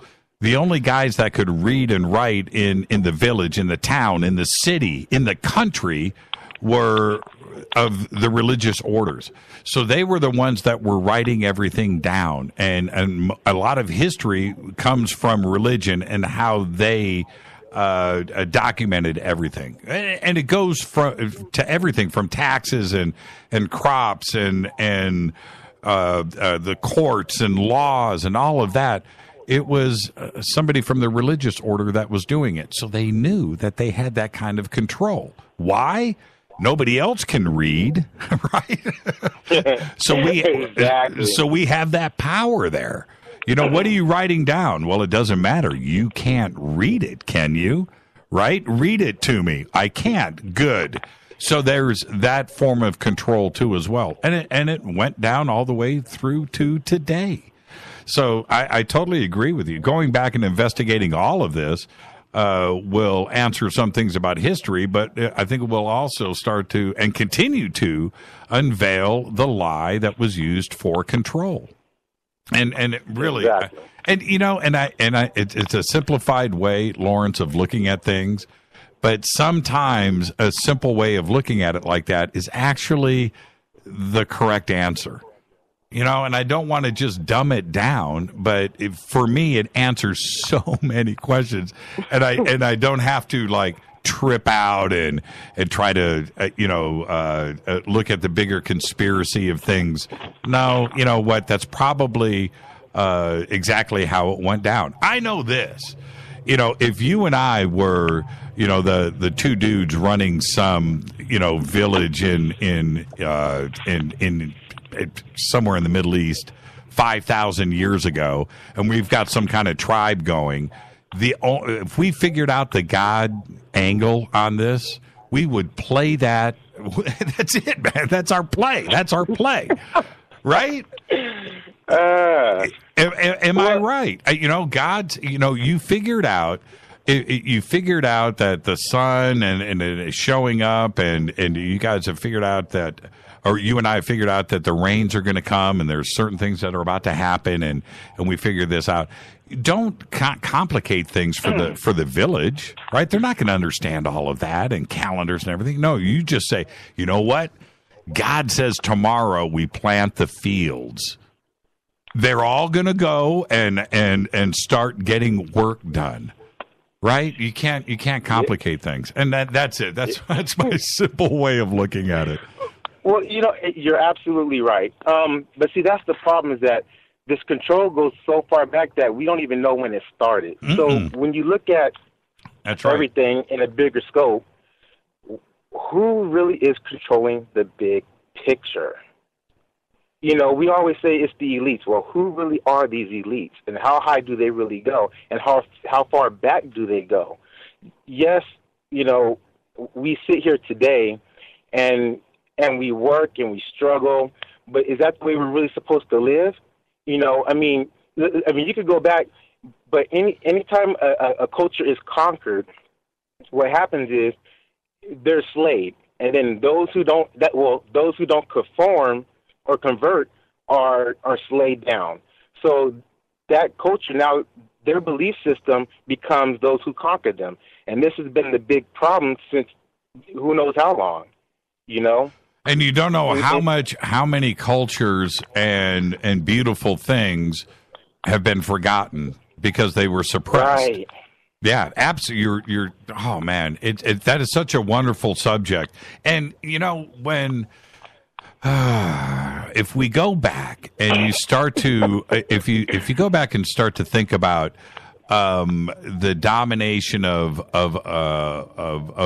some hunter-gatherer tribe. You know, they were bigger, they were a little bit stronger, and they dominated this tribe and they dominated that tribe.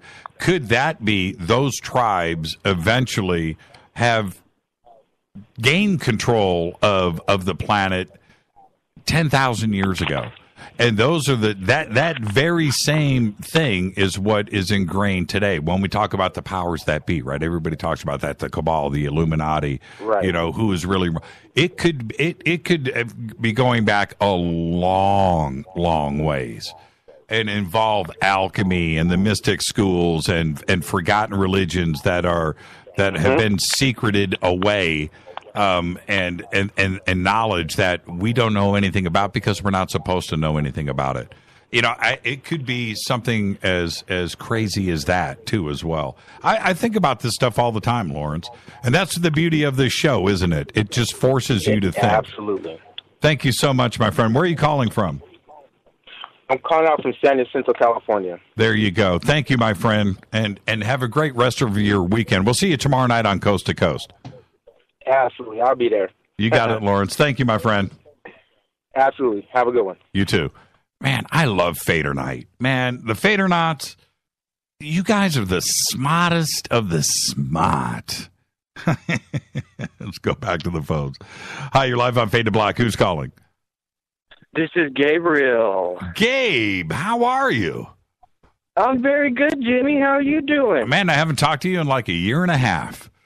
I know it, right? It's been forever. Yeah, well, that's a good thing. That means, you know, you're doing the right thing and you're behaving.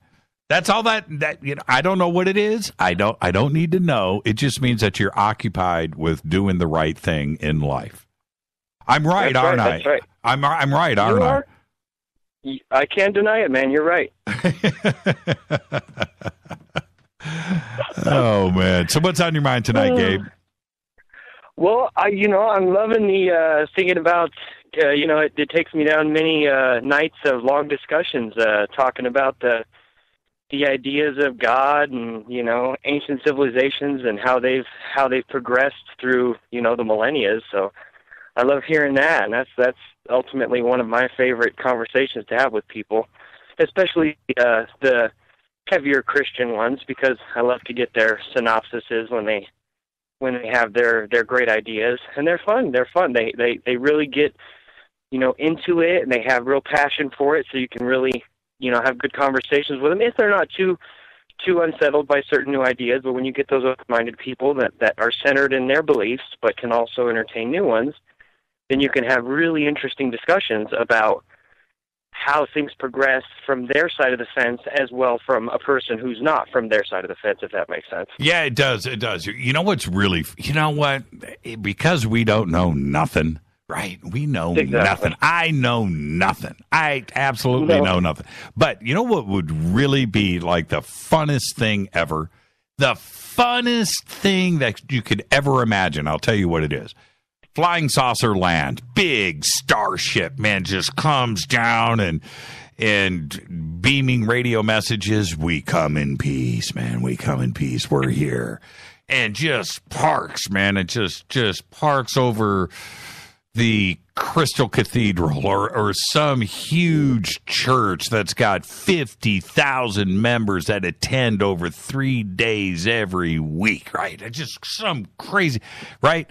Dude steps off, comes right, just comes down the ramp, and everybody's dude, what's your name? My name's Jesus.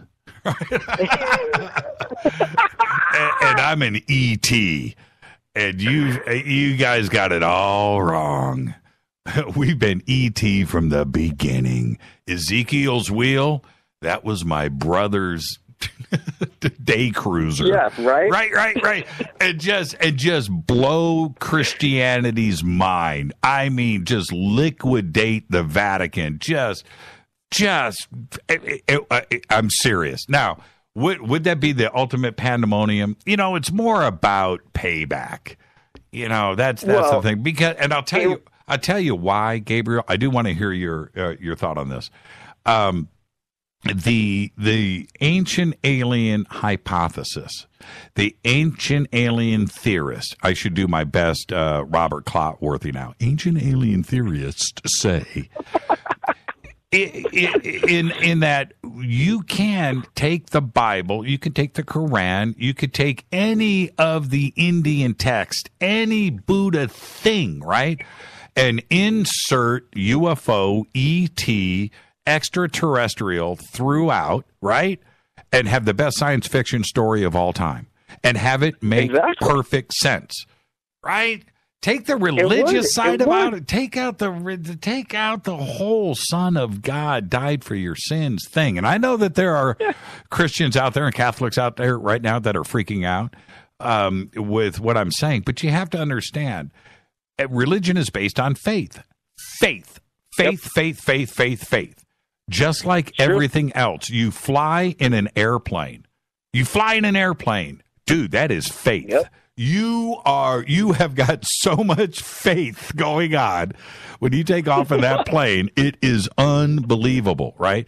And that's what religion is. So what if everything just came out as, the story is there, but it has nothing to do with this. It's actually that. And I would just actually enjoy the moment. I would enjoy the moment. I mean, I'll be honest. I mean, I would definitely, there would be at least, I would say a handful, if not maybe more people that I would be calling on the phone just to go, and what now? I mean, it would be my first immediate reaction, just to hear what they want to say. Because my closest friends, I want to hear their brain pans crack open. And the egg comes spilling out going, wait a minute, no, this can't be possible. Right. And like you said, pandemonium, because people's whole ideal and world based on those religious values that they hold so tightly without any kind, it's magic bridge, there's nothing that they believe, nothing else but this magic bridge they walk across. Yeah, there is that. And you know what, though?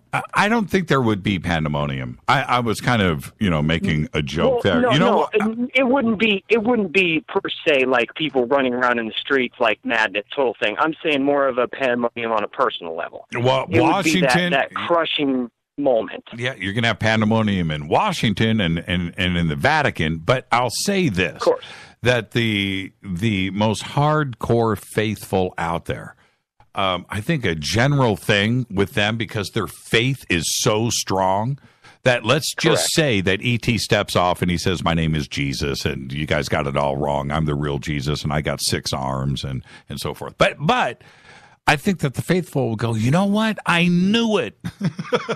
I knew it. You know they will, Jimmy. I knew it. Say, no, we knew this all along. Right. We were just waiting for them to come back and tell us for sure. Right. Because the Bible, the religious text, the Black Sea Scroll, all of these things that are out there, the Genesis and Old and New Testament, all of that, the story has to be based on reality at some point.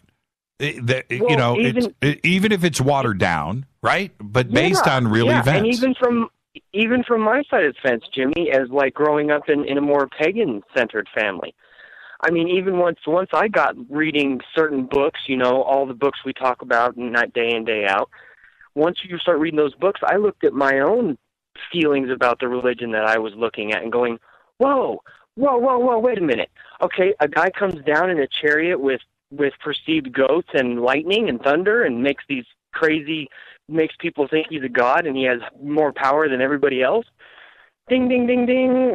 That doesn't sound like any kind of God that I've ever really, because I've never seen a God. I've never had a God physically come up to me. I've never had anything like that ever happen in my life. So I'm like, alien sounds more plausible than anything else because they talk about him coming from the sky too. So it all kind of pans out. And I mean, you can't deny it. I mean, everything, like you said, falls in line. And the more you try and fight it, the more you try and deny it, the more things you'll find that keep turning you back around. And every time that happens, it's one more step towards the ideal that you have to either get with it or just completely devoid everything we've found in, the last 40 years and just say, oh, it's all just, you know, made up by somebody. It's quote-unquote fake news. Right. So right, it's not real. Right. And you have to do that. And that in and itself, I mean, you want to refute all that stuff.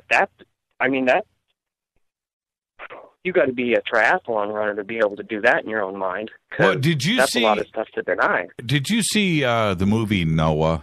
You know, came out a couple of years ago. Did you see that? With Russell Crowe? Yeah, I think it was Russell Crowe. Yeah. I think it was. Yeah, I did. Okay, that whole that was Independence Day. Right? To me, if you think about the way that all of the watchers and all of that portrayal, that was science fiction E.T. 101. I mean, completely. I thoroughly enjoyed the movie, by the way. Especially it was a great movie. It was a great movie. It was a great movie. And it was a great, the second half with the watchers, man, flipped me out. Flip me out. Have you seen Valerian? Have you seen it yet? And A City of a Thousand Planets? I literally just got home from watching it. Shut up. Okay. All right. I shit you not. Beep, beep. Okay. Gabriel, don't spoil anything. Just was it great? It was excellent. Luc Besson, is he the best or what? I just, the way the storyline progressed, you know, I heard people in the theater after we were walking out saying it felt like it started in the middle of the movie. And I'm like, well, so that's because you guys haven't been paying attention to what's been going on in real life. Because we are already halfway through this movie. Yeah, right. You should already know this stuff. Right. You should already know there's thousands of you know, things. Aliens, yes. There are, if not more. Who knows? Was it fun? You know? Was it fun? It was fun. Man. It had all the elements that we direly require right now. If that makes sense. Was it fade to black? Was it fade to black on the big screen? Right. That is a well put statement. I would agree with that. It's all of the things you want in a movie as a fader. Man. Because it's got all the pluses, man. Luc Besson, the way that he makes a film, and it doesn't matter what he does because he has a way of directing, but his artistic flavor that he does, he is just so good with the visual impact. And it doesn't matter, you know, if you look at the Professional, or you look at La Femme Nikita, right, or you look at The Fifth Element. They're all the same. You could tell they come from the same mind. And looking at the trailers here, I haven't seen it. We're going to go see it on Saturday.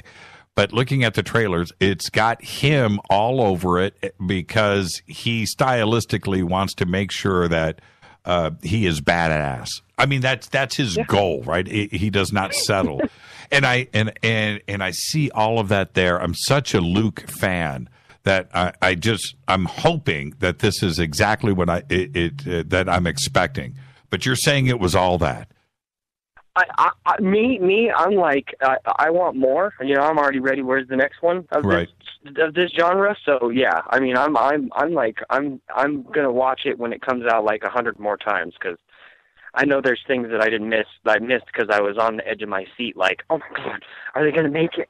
You know, and every part of it, you're either like, oh, or you're like, oh no, you know, and you know, if you're a Game of Thrones watcher, everything you watch after watching Game of Thrones, you're like, oh no, it's gonna go bad. I just know it. So everything you think is gonna go bad. But you know, it's one of those movies where yes, he's grabbing your emotional center on things that me personally, as far as ETs are concerned, it's all of those things that I have in the back of my mind that I know are true, but I'm not going to jump over a cliff for. Right. But I feel in the core of myself that to me it's believable, and it's a true path, and that's what it feels like. Did you see it in 3D? No, because of my whole seizure thing. So okay. Well, we have that choice, man. So I think we're going to do IMAX 3D. Yeah, I'll sit there with I'll sit there with the glasses on. I don't care. Do it. Do it for me. Do it for me. I don't want to have a seizure while I'm watching movies, so you do it for me, Jimmy. Well, I've been waiting for The Fifth Element Part 2, right? That movie was set up for a Part 2. And it seriously was. Yeah. So here we go with this, and so I'll wait for Fifth Element Part 2.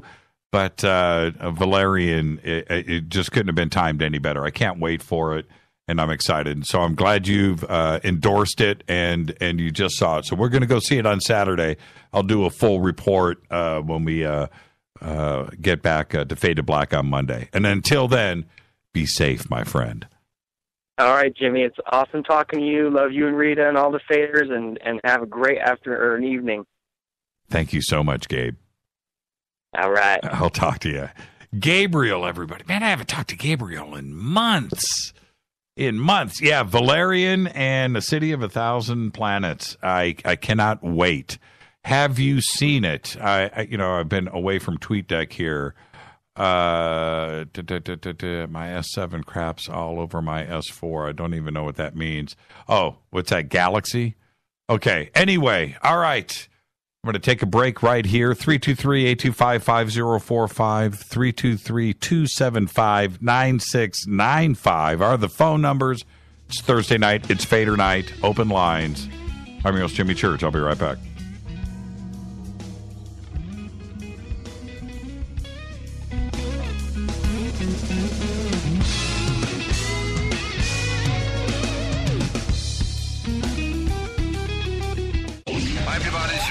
The Metal God on JimmyChurchRadio.com.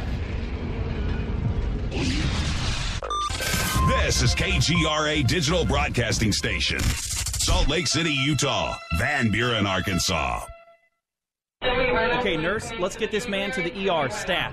Right away, doctor. We see this every day. Heart attack or angina pain due to blocked and clogged arteries. Chelation can remove obstructions or blockages from arteries and help avoid painful and expensive surgery. Now there's Angioprim. It's a liquid oral chelation product that you take with juice. You start to feel the results fast. Angioprim increases blood flow all over the body, and that means more energy and strength to take on the day with less aches and pains. 60 years of research has gone into chelation, and Angioprim is the result. A safe and easy way to unblock your veins and arteries from buildup that slow circulation. Paging Dr. Jones. Please report to the emergency room right away. Log on now for a special radio offer from Angioprim. That's angioprim.com/radio. ANGIOPRIM. Angioprim.com/radio or call 877-882-7221. That's 877-882-7221. So, you love talk radio? Then you'll love TalkStreamLive.com. TalkStream Live is always on, 24/7 with the best streaming talk shows. Find your favorite talkers and discover some new ones. It's free, readily available online or on the smartphone or tablet. Finding your favorite talk shows all in one place has gotten a whole lot easier. Just go to TalkStreamLive.com. Be sure to download the free apps from Google Play or the iTunes App Store. Your contact for current news and trending topics. KGRAradio.com. Did you know that when you're on the road with limited data or Wi-Fi available, you can still listen to every minute of Fade to Black by just calling 605-562-4482. No smartphone, app, or internet needed. It saves your data plan and no extra cost if you have unlimited minutes. Just call 605-562-4482. You can listen to me, Jimmy Church, on any phone, anytime, anywhere. Go Beckley Tappy. Do you or a loved one suffer migraine headaches? Listen to what scientist Kurt Hendricks has to say. 35 million people in the United States suffer with debilitating migraines. If you or a loved one are one of them, you need to know about MigraLief. Hi, I'm Kurt Hendricks, the scientist that formulated and patented the MigraLief migraine formula. MigraLief is a non-prescription dietary supplement recommended by neurologists, pharmacists, and pediatricians to address nutritional deficiencies in both adults and children over 2 with migraines. Try MigraLief for 3 months and see the powerful difference it can make in your life, or get your money back, no questions asked. Go to MIG911.com or call 800-MIG-7354. You can change your life today. So if you suffer from migraines, don't wait. Call 800-MIG-7354. That's 800-MIG-7354 or visit MIG911.com.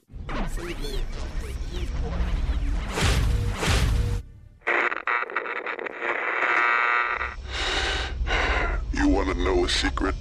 I love ponies. I really love ponies. I'm serious. I couldn't stay sane without ponies to brush. Why fade to black? Because you never got that pony, damn it. This is Fade to Black with Jimmy Church on the Game Changer Radio Network and KGRA, the Global Radio Alliance.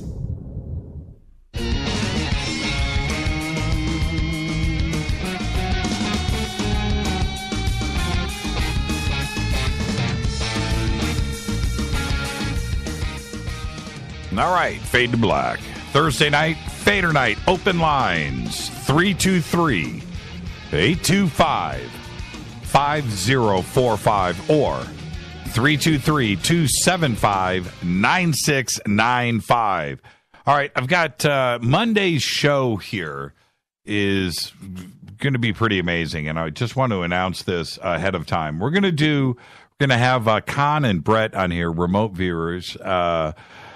And we are their website about it's a Troika, okay, Troika ARV, and we're going to get their website up here on Twitter here in just a second. And they've done some remote viewing on the Nazca mummies. Okay, so we're going to have them here on Monday to talk about that and what they have found and what they have seen. And, giving a sneak preview like this, you can go to their website and check it out. But we're going to do everything live here on Monday on the show. So get ready for that. And also tomorrow night, I want to remind everybody I'm going to be over at Coast to Coast, sitting in for George tomorrow night. My guess is going to be Lorcan O'Toole. George is going to be up in Washington. He's got a special event that he's doing up there tomorrow night. So he's traveling. And so I get the honor to go and slide in and take over the chair on Coast to Coast tomorrow night. So Fade to Black continues all week. We just flow it right over to Coast, and all of you Fadernauts will be hanging out with us tomorrow night. Okay, and then Saturday, day off, we're going to go do Valerian. Let's go to the phones. Hi, you're live on Fade to Black. Who's calling? Scott Richards. Scott Richards, how are you? I'm very good, sir. I've got a question for you. I've been trying to get a hold of you for a long, long time. I own a business here in Van Nuys, California, and we do wheel repairs. But I've been listening to your previous callers here, and I have to ask you a very important question. What is the value of man's existence then? What is the value of man's existence? Scott, I'm going to ask you, what is the value of man's existence?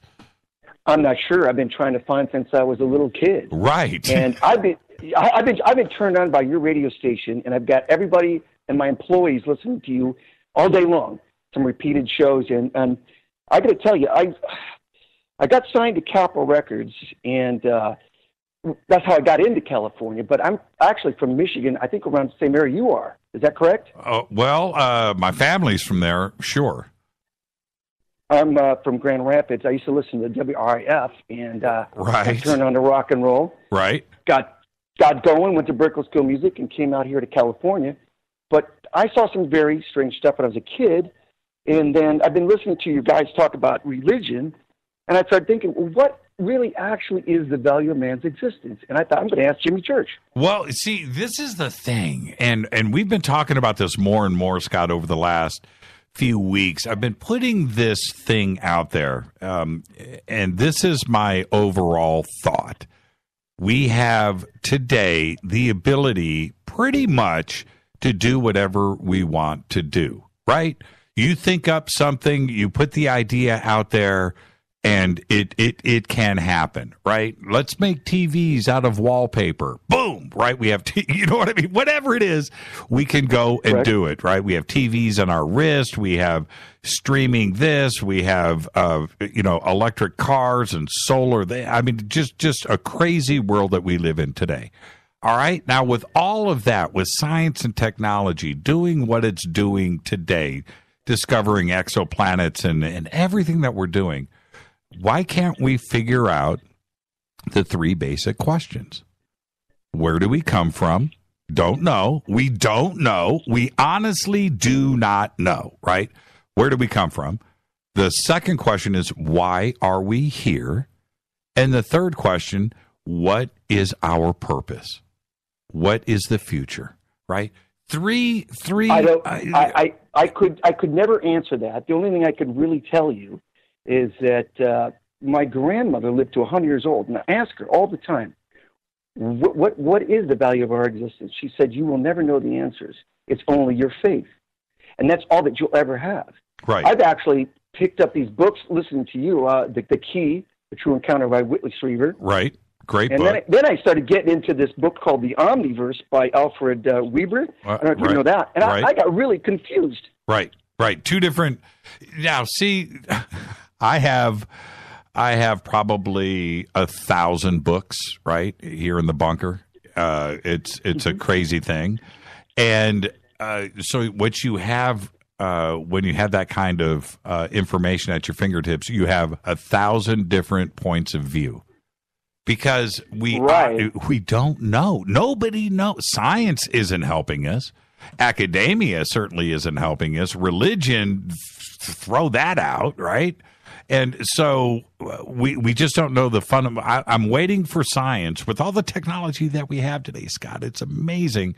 Why aren't we going and trying to figure out these things? And I honestly don't know. That's exactly my point. Why are we not, instead of wasting our time with all this other stuff we're doing, why aren't we as humans going out and trying to figure out our existence instead of killing each other like we're doing? Right.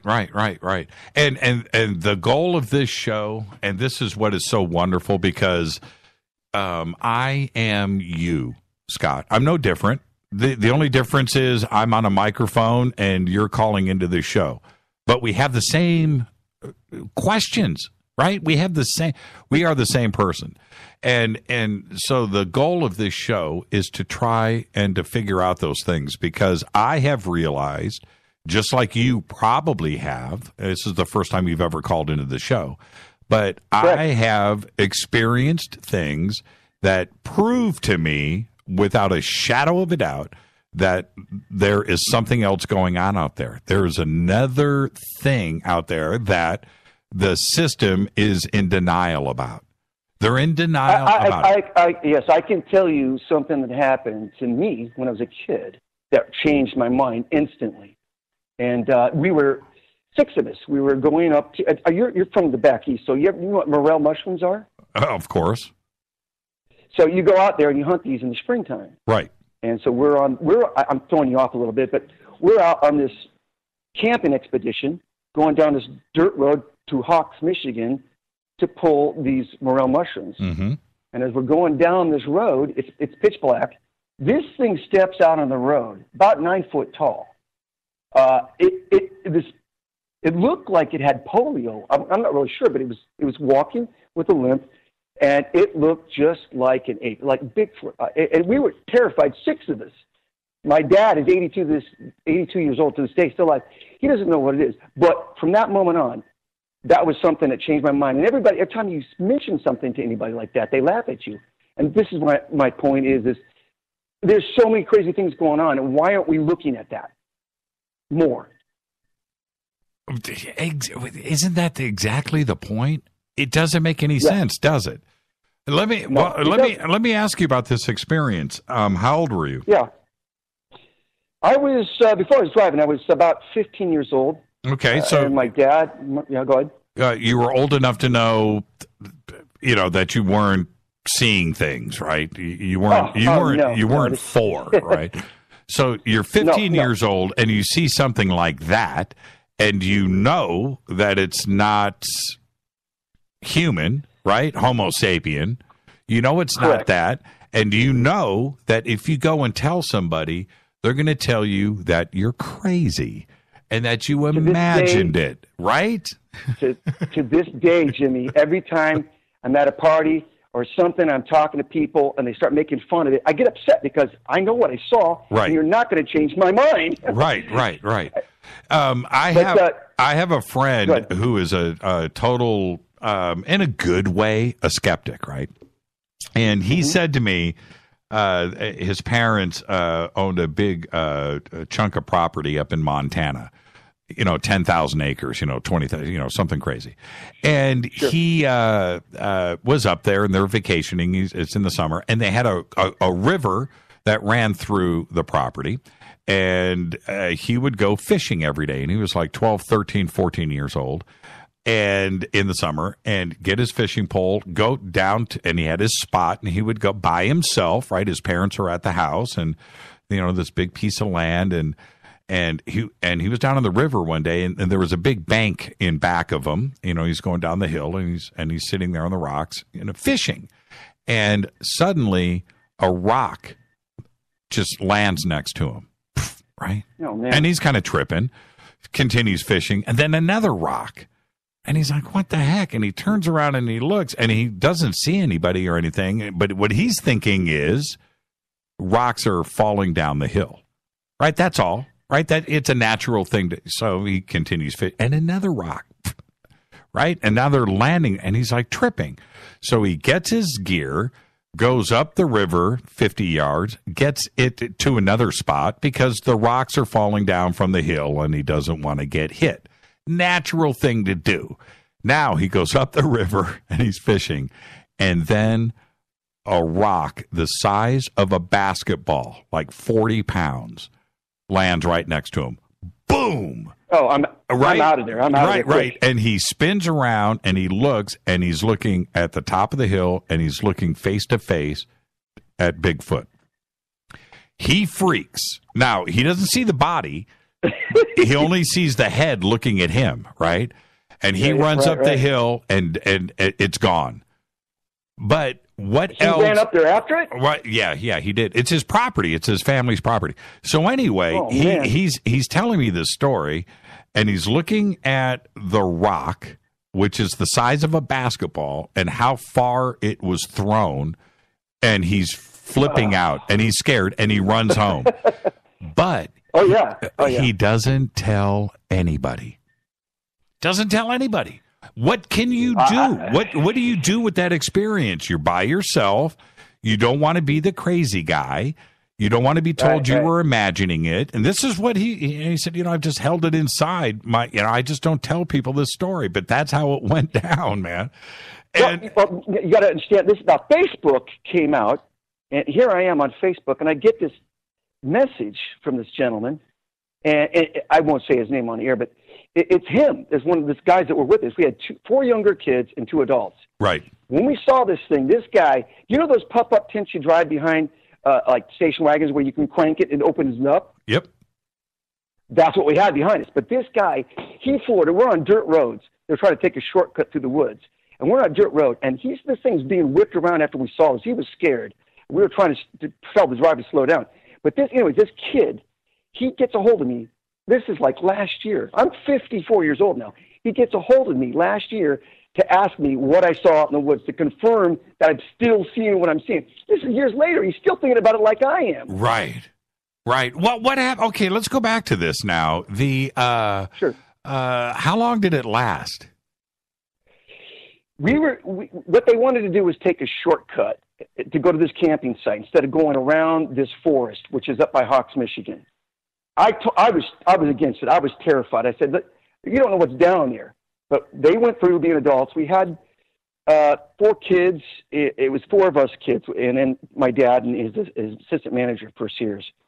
My dad was he was up there for the Sears. So anyways, we were driving through this woods, and this thing just stepped on the road. And I've never heard anybody ever say that a Bigfoot was decrepit or maybe had polio or something, but this thing looked like it was injured of some sort.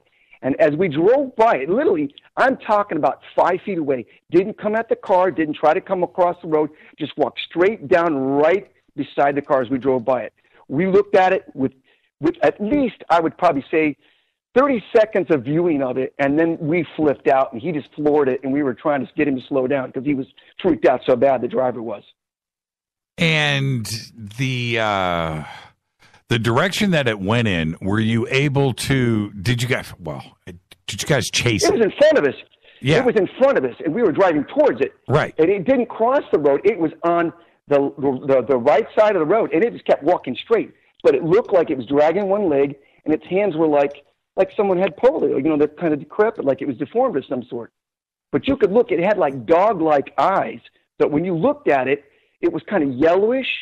It was very strange. It was very bizarre, but it flipped us out. We weren't going to sleep that night because when we put that tent up, we stayed up all night. Wow, that's a pretty amazing sighting. It was crazy. Did you tomorrow night? I'm going to have Lorcan O'Toole over on Coast to Coast, and nice. And yes, and he had this sighting of Bigfoot up at ECETI when we were there, and this is what he said to me, which kind of reminds me of this is what he said. He said when Bigfoot came around from the front of it was on the other side of a van, and it came out and stood in front of the van and turned around and looked at him. But he said it was hunched over, right? He said it was hunched over like a gorilla, with his arms hanging. That's what this was. Yeah, that's what this was. That's what I was kind of picturing with. Now, did I hear that he slammed the window shut and it woke him and his girlfriend? Or wife up? You heard the story? No, that was that was Jason Quitt. Yes. Yeah, that was Jason Quitt, but that was on the same night. See, that's what You're was kidding really. me. Yeah, no. Okay, picture this in your mind. It's actually very simple. You got a dirt road. Okay, that a dirt road that is goes through ECETI. At the end of the dirt road, it terminates at a parking lot, and that is a small dirt parking lot, and that is a collection of cabins that are right there. There's 1, 2, 3, like 4.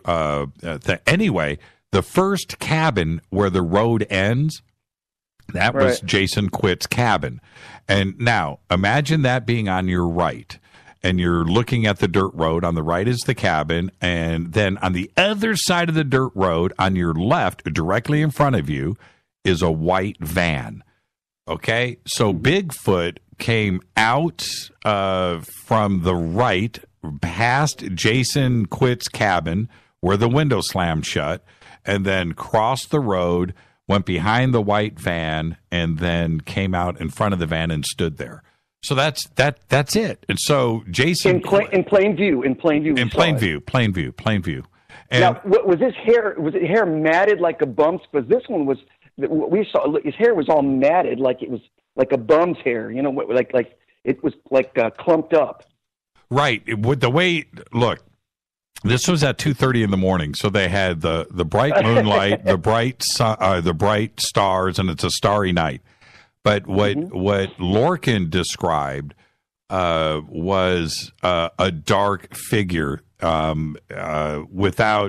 he couldn't describe any details. The only real detail that he was confident in describing was the head and the neck, and that the neck didn't have a neck. Like the head went right into the shoulders in a slope. Wow. No, and he didn't know if that was hair, if that was muscle mass, if it didn't have a neck, but that was the one thing. Now, it did look at him. So it turned its shoulders, it's hunched over, turned around, and looked deadpan at him. And the other thing, the other thing that was pretty bizarre about he had two witnesses with him, but that they heard this whoa whoa whoa, and that came from their right over by Jason Quitt's cabin, and then the second whoa whoa whoa happened when it was behind the van. And he said that he felt like it was, talking to him, that it was acknowledging their presence. So I go back to my previous question to you when I first started talking to you. With all of this very bizarre strangeness in the world today, what is the value of man's existence? Yep, and I think the value of man's existence, if I'm going to be some kind of guru, right? What have I learned? Right. I think that the value of man's existence has to be to find your bliss, to something that makes you happy, and to absolutely be cool, not to be negative. And if that right there, we are told that from our parents when we're very, very young.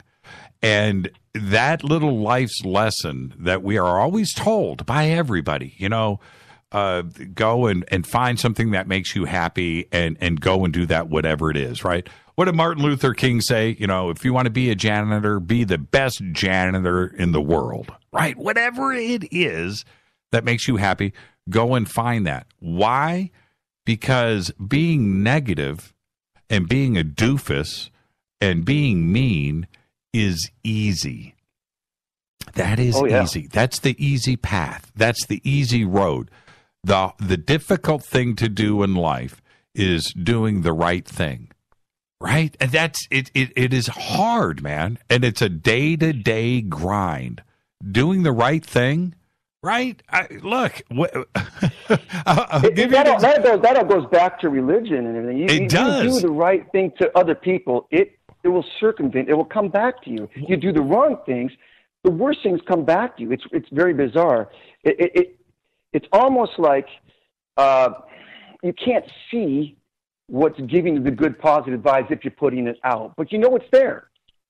And look, and when somebody says, "What do you mean doing the right thing?" Look, the speed limit is 35 miles an hour. You see the sign, right? It's hard to do 35. It's easy to do 40. Right. And you got to slow down to 35. And that's the right thing, right? But it's hard to do. And that is what life is all about. I've built this business of repairing wheels. And I was very blessed. Where at in Van Nuys? What part of Van Nuys?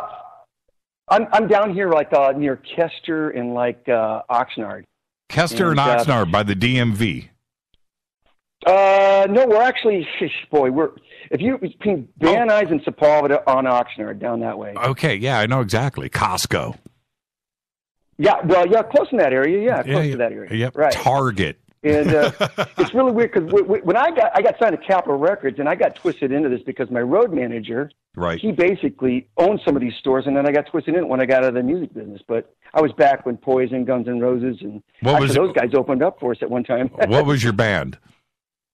I had two bands. One was St. Valentine and St. Thomas. Oh, you were in St. Valentine? You were in St. Thomas? I was the singer. You were the singer?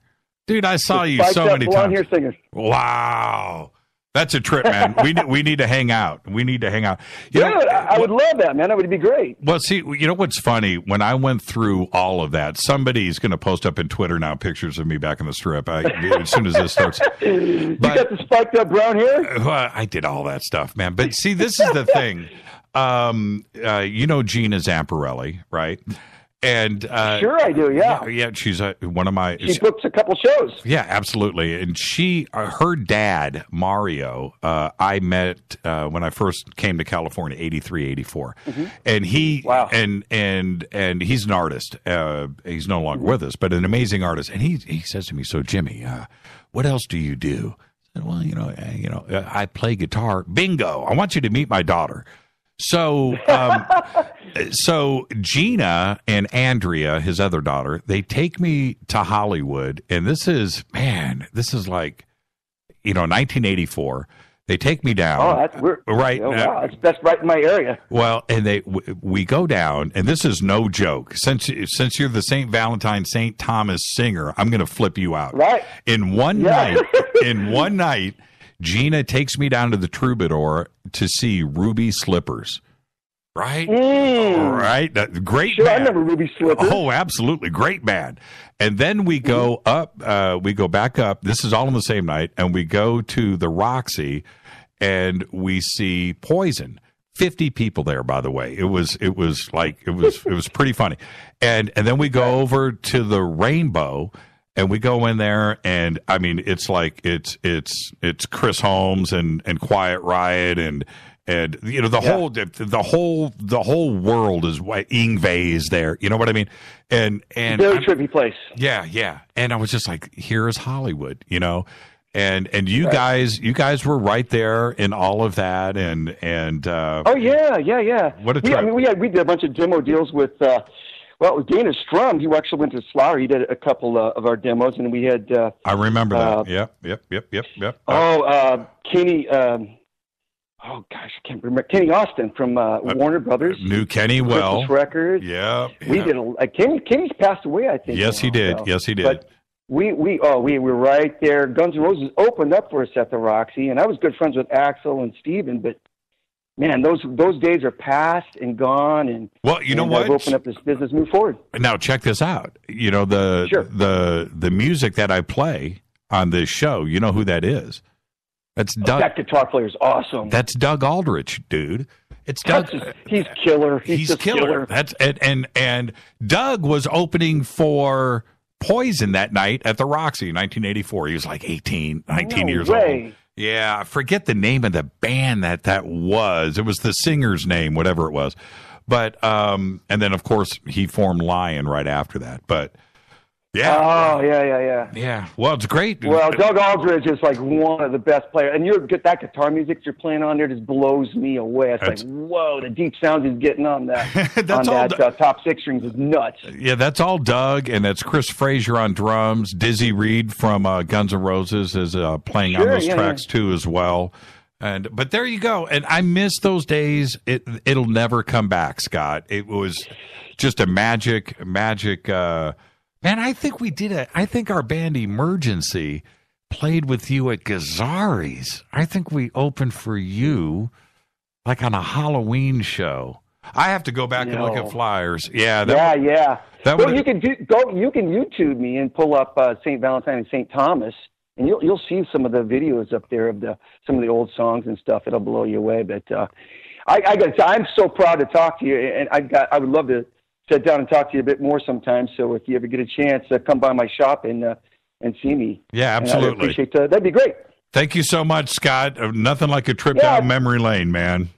Yeah, sorry we got so sidetracked and everything, but I was so excited about talking to you. So take care of yourself. Well, see, that's what's really great, Scott. We can do UFOs, religion, and the Sunset Strip all in one show, and it doesn't get any better than that. Scott, thank you so much, my friend. Peace out, my brother. You take care. That's what I'm talking about right there. Thank you, Scott. Yeah, St. Valentine, St. Thomas, big time at that period. I can't believe that's the singer. Very much a part of Hollywood at that time. This is Fade to Black. Wow, what a great phone call. Fader Night. I'm your host, Jimmy Church. I'll be right back.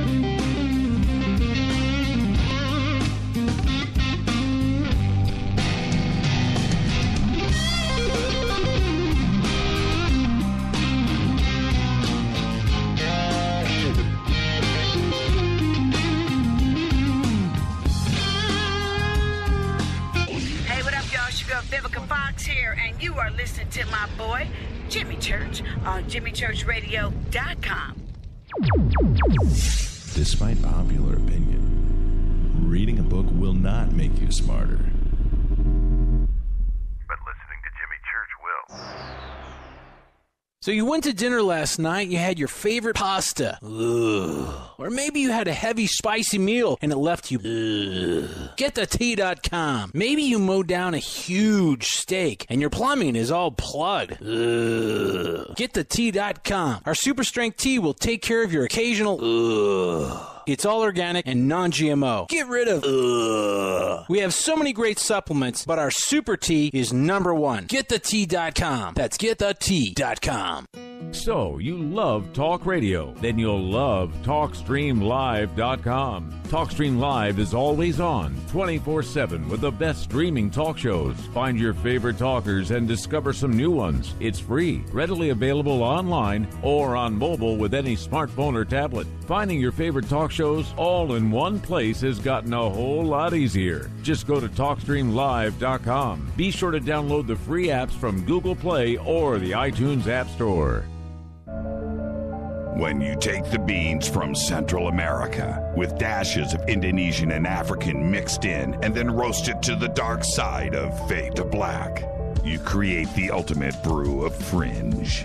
Introducing the Fade to Black blend from River Moon Coffee. Yes, River Moon's darkest customized roast was created for the love of Fade to Black. The alchemy of masterful roasting and smoking the beans is in every sip of this full-bodied, dark Java. I need my coffee dark, deep, with distinct bittersweet chocolate highlights, just like the bunker. Leaning further into the darkness of the roast is Fade to Black blend from River Moon Coffee. Just click on the banner at JimmyChurchRadio.com and use the promo code F2BBLEND for 15% off of your order today. Go Beckley Teppy. What's up, Fadernauts? Studio Dome loves Fade to Black and the F2B audience so much that they have put together the ultimate stereo Bluetooth system. They've done it just for you. Man, check this out. The Studio Dome SBB2 stereo system is here. It's featuring two Studio Boombox 2 SBB2 wireless Bluetooth speakers, packed in its own custom hardshell case. This Studio Dome system features the very latest in stereo Bluetooth technology. The two full-range boomboxes are in true wireless stereo. You've got to hear this. It's amazing. It's just $129 and use the promo code JCRTWS and you'll also get free shipping. It's simple. Just go to JimmyChurchRadio.com, click on the Studio Dome banner. Go Beckley Teppy. Erica, Brittany, Gabby, and you're listening to JimmyChurchRadio.com. It's not a lifestyle we chose. We were born this way. KGRARadio.com.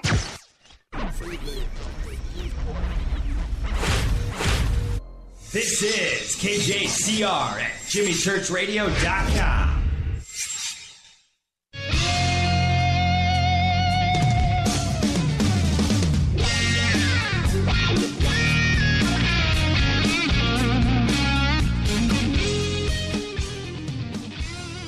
All right, welcome back. Fade to Black. What a great Fader Night. Fader Night, man, you just never know, man. It is just awesome. Follow us on Twitter at JChurchRadio. That's what you want to do, at JChurchRadio. Hashtag F2B. And right now I'm posting up a picture of St. Valentine. There's St. Valentine back in the day. Yeah, you can go and look. They've got some videos up and stuff. Wow, Scott, that was a great phone call. And the one thing that I pull away from that, I those days, we just didn't know. It was just something that happened. The Sunset Strip in the 80s was just a thing. It just happened, you know, and there was so many, MTV had a big part of it, but it was a creative time. It had a lot to do with what Southern California was all about. But the camaraderie, the friendships that were made, and walking up and down, going from the whiskey, going up to Gil Turner's, the liquor store that's up on Doheny, that whole part of the strip, there all the way down to Tower Records. What you need to imagine in your mind, imagine the sidewalk with 8 people wide, elbow to elbow, for 6 blocks. I don't know, thousands and thousands, 7 nights a week, 7 nights. It just never stopped. There was always all of the nightclubs, of which there were 4 in that general area. You had the Whiskey, you had the Roxy and Gazzari's and the Troubadour, all packed, 3, 4, 5 bands a night, 7 nights a week. There you go. Jimmy, was your caller Scott Thomas Richards? Well, he said Scott Thomas, so I guess Scott Thomas Richards would fall into play, and that's coming from John Titus. Yeah, wow, and it was just a magical time. And so when you get a couple of guys like us together talking, look, we're going to do that. We're going to just sit here and drop names and favorite things. So just thank you for letting us do that for a few minutes. Very cool. And you never know who's listening to the show. That's the other thing. And I know he's listening right now, and he's going, yep. It was just a magical moment, and there's just no way. They have tried to force feed the music scene again here, and it's not the same. It'll never come back. It can't. It was an accident. Just like Seattle was an accident, Detroit, Motown had its moments, and Chicago had its things. It's just a moment in time. So there you go, and I'm just glad that we were part of it. St. Valentine, though, yeah, that's a trip. St. Thomas, St. Valentine, yeah, I saw that band a few times, no question about it. Man, I know he's listening right now, so I'm going to say this right here. There was another band. So many, but Paradise. They were just it was just a great time, and we could always go and hang out. And there, the trippy thing about it, because I was a guitar player, so the guitar player competition that was going around. Singers did this and so, but it was a bit different.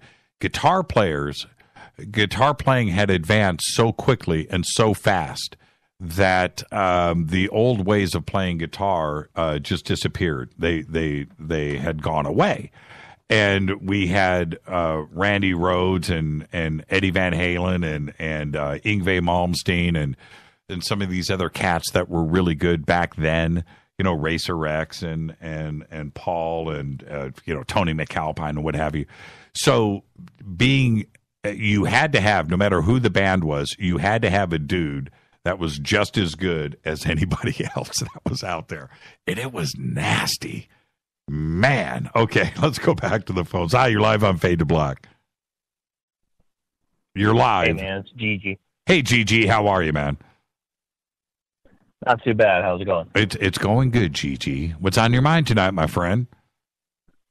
Well, I got 3 points here, which I'm going to get to pretty quick because I know you got other callers. But most of these points were, or all of them, rather, were, I hang out in the speaker chat. And although not directly related to your conversation earlier, are definitely directly related to what we're talking about in the speaker chat. And one of which is the Library of Alexandria. Right. Right. We all know what that is. We all know what supposedly happened there. But what I never hear ever talked about is the possibility that, when we hear about the Library of Alexandria, the first thing we hear is that, okay, yeah, they just stormed it over, they burned it down, and all that stuff is lost forever. But I'm thinking, wait a minute. Somebody that is that capable. I lost you. Surely. Gigi, I lost that. You said Surely something, and then you cut out. Okay, so repeat it. Okay, well, surely whoever, burned down the Library of Alexandria, if they were that clever and they were that, smart enough to understand the importance of that place, I never hear this said. I never hear anybody talk about this point of view, which is, I feel like they would understand the importance of having the knowledge of the Library of Alexandria. Most people assume that all of that knowledge was destroyed. But what I'm proposing is, I don't think they were that dumb. You know what I mean? Like, I feel like they understood the importance of that, and I feel like they would have kept the good stuff. You know what I'm saying? Like, I feel like they would have, not only historical knowledge, perhaps technological knowledge, whatever, there was 10, if not 5s of tens of thousands of years of technological development recorded in that library.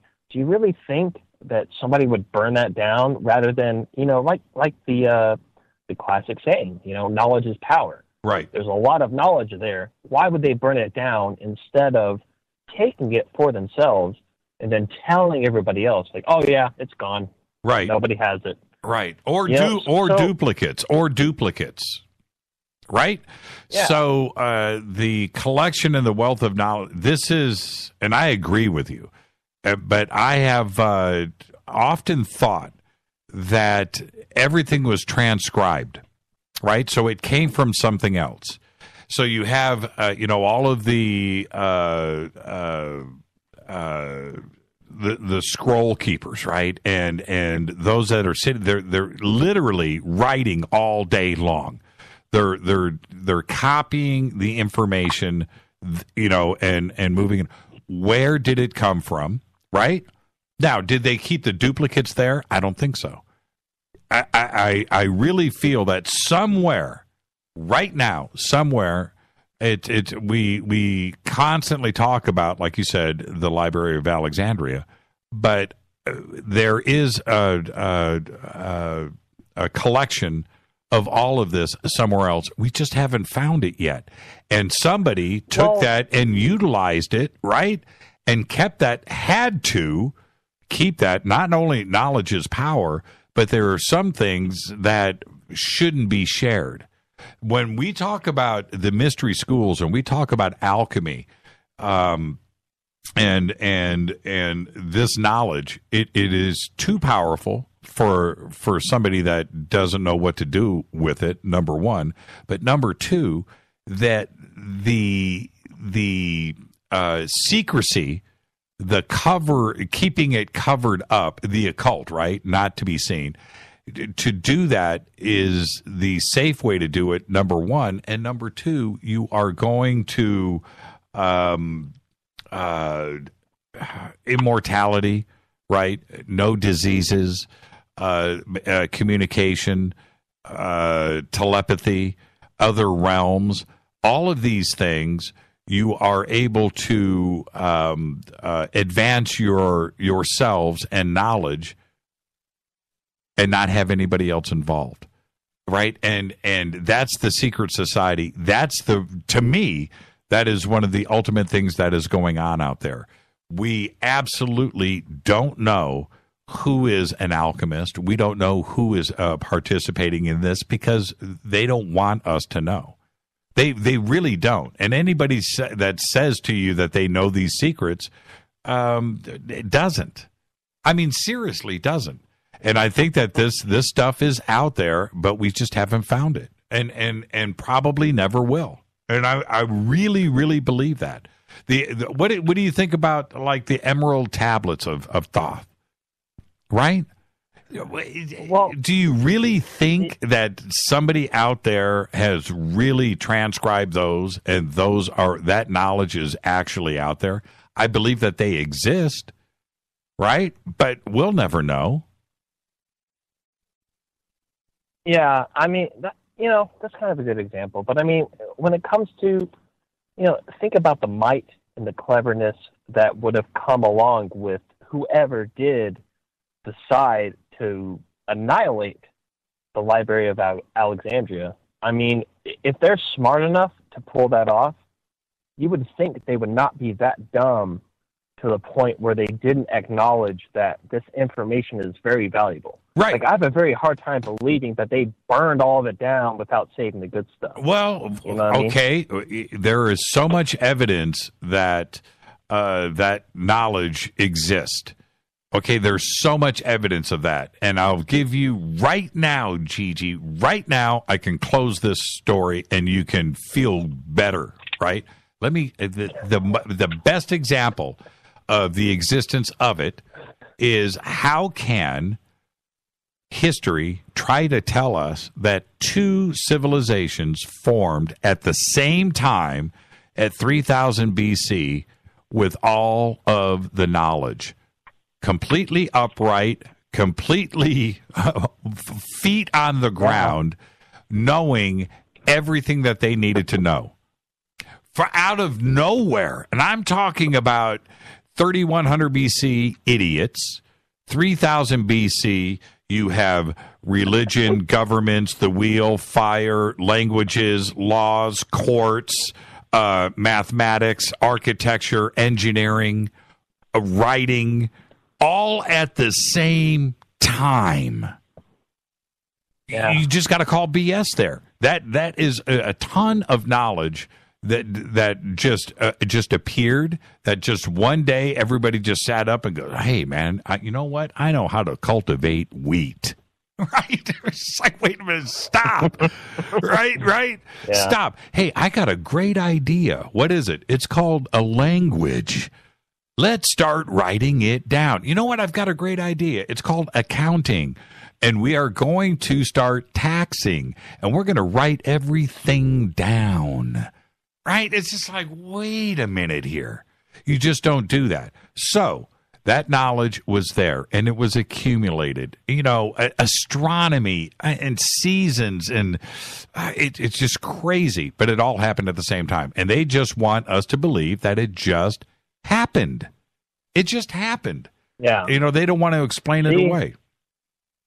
Yeah, see, that's what I'm saying. And that actually leads into my second point. Mm-hmm. And my second point actually just so happens to lead to my third point. I'm going to do this very quick, though, because I know you got other callers. But the second point is this kind of, which you'll understand in a minute, does relate to a book that Micah actually turned me on to. It's called The Skepticism of Historical Knowledge. Have you ever heard of that, or have you read that? No, I don't have it. That's one of the, I can honestly say no. Okay, but continue. Yeah. Well, and rightfully so, because after he told me about that, and he told me a lot about it, I looked online. I mean, I'm a pretty good searcher for information, for lack of a better term. And I couldn't even find, I literally found one article that referenced the book at one point, and it's called The Skepticism of Historical Knowledge. And basically the whole point of the book, which, the most interesting part about this is that it was Micah that was telling me about this, and he sat there and talked about it for about 20 minutes, which, coming from somebody like Micah, by the way, I'm talking about Micah Hanks. Yes, the Report. Yes. He's also right here on KGRA, right? Yeah, that Micah. And he's telling me about this book, and basically the whole premises of this book is that everything before a certain date, which I believe, I can't remember off the top of my head, but it was, I do remember thinking it was the exact same date within a year or two of, the whole split between the Freemasons and the Illuminati, which you've had Jay Widener on here. It's been several years, but you did have him on here, and he talked about that, how there was a split, between the Freemasons and what we now call the Illuminati, which happened in the late 17th century. Yes, it did. But what's interesting is that this book specifically names that date, that exact date, as the split of historical knowledge. And the whole point of the book is that all the history that we are taught, in not only our history books, but around westernized cultures of the world, everything before that date is completely made up. which sounds pretty preposterous. But, just for me personally, the fact that Micah is telling me this, one of the most profound, well-recognized skeptics, the fact that he's actually telling me about this, kind of says something, which, by the way, I've searched on Google, everything you possibly imagine. I've only found one reference to the book, and I've found one copy of the book on Amazon, which, by the way, if anybody goes and look this up, don't buy it because I want it. Let me get it first, and then I'll give it to you. That thing's gone. Okay, fascinating. Well, get to your third point. All right, my third point is, which there is a tie-in, but we'll skip that. The third point is Fulcanelli, sir. Yes. I know you've you've had Jay Widener on 2 times, I think, but those were both within the first year or so of your show. Right. But here we are on the 3rd or 4th or 5th year. Right. Or 4th or 5th year. And, I think, I've got the book. I've got Mysteries of the Cathedrals, and I've tried to read it. And just like Jay, it's just over my head. And I feel, and obviously, Jay's pretty consumed with, the alien mummies, whatever's going on.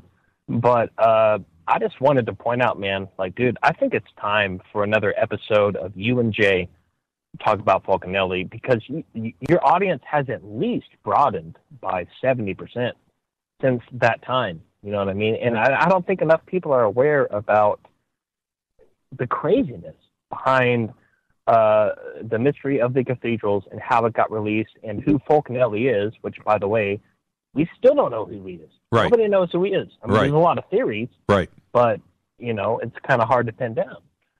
That show, Fulcanelli, is still one of my favorite subjects, period. Not only to research, but to talk about with friends and so forth. That being said, that show with Widener, because him and I talk about it all the time. I mean, he has literally probably 3 or 4 times walked up to me 50 yards away, and we're laughing at each other, and he comes up and he goes, dude, man, that show, right?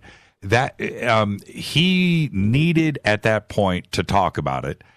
He hadn't. Everybody wants to talk about Stanley Kubrick or whatever with Widener. And I needed to talk about Fulcanelli, and that show was just absolute magic. Right? It was. I don't know. Yeah. I don't know where we could take that conversation again. But I'll talk to him about it. Because that conversation was magic. He needed to get that off of his chest. He needed to say these things. I do know. Well, that's what I'm saying is I don't know where else you could take it either. What I'm saying is, your audience has grown at least 500% since that time, and a lot of your listeners now never heard that. Yeah, you know what okay, I mean? So okay, I hear what you're saying. I feel like it's time to revisit that. Okay, well, we could see this. This is the other trippy thing about Jay. And somebody just said, "What episode number is it?" I have no idea. Jay, dude, it's like 42 or 41. Is it really that 43. old? Are you kidding me? No, the first one, yeah, for sure. It was within the first 50 episodes, for sure. And then the second one was 2 or 3 or 4 months later. Either way, it was 3 years ago. Really? No matter which one you... Yeah, no, it was a long time ago, dude. Oh, yeah, here it is, episode 42. Yeah, 2000, March of 2014. Yeah, it's 4 years ago, three and a half years ago. That's what I'm saying. I've got a fever. The only cure, man. Yeah, he's Fulcanelli. Yeah, he's been on the show 5 or 6 times. I didn't even realize he had been on that with us that many times. Now, okay, so this is the trippy part. Okay, the knowledge that Jay has when it comes to alchemy, the real knowledge, he won't talk about it. Not on the air, Okay, I have sat down, and Rita will tell you, one day we'll sit down privately, and Jay would shoot me in the head if he knew that I was actually saying this. But I'll share some things with you that he said to us privately, and you would understand why it can't go on the air. And he is a researcher when it comes to alchemy. Alchemy takes you down some very, very treacherous, bizarre roads with some very interesting people. I'll just say that. And so when you go and do that, if they allow you into that world, which they won't, but if you're a Jay Widener and you're able to do that, you're exposed to things that quite honestly are better left not talked about. And that's what I'm saying when it comes to Fulcanelli, the story kind of ends there. Where it could go from there on out, it can't be talked about on the air. It just can't. Isn't that? I know it kind of sucks, but it's really the reality of the situation. I can't get Jay to go to the next step, and I understand why. Well, no, I totally get that. But what I'm saying is those first two, I mean, you did 2 whole different episodes with Jay Widener. Within the first, I want to say within the first year at the most, within the first year and a half of Fade to Black, you did those 2 episodes, and it was brilliant, absolutely. But what I'm saying is, dude, you have like 10,000 times the audience that you had since then, and they've never... I mean, they can go back to the archives, obviously. If you subscribe to the podcast and you become a FADERNIGHT, you can go back and watch those. But I feel like a lot of people that should have heard that are not going to hear it because it's so far back. Right. You know what I mean? Right. I feel like there needs to be a and if you want to have me on, that's great. But no, I'm just kidding. But I don't know. I feel like that's one.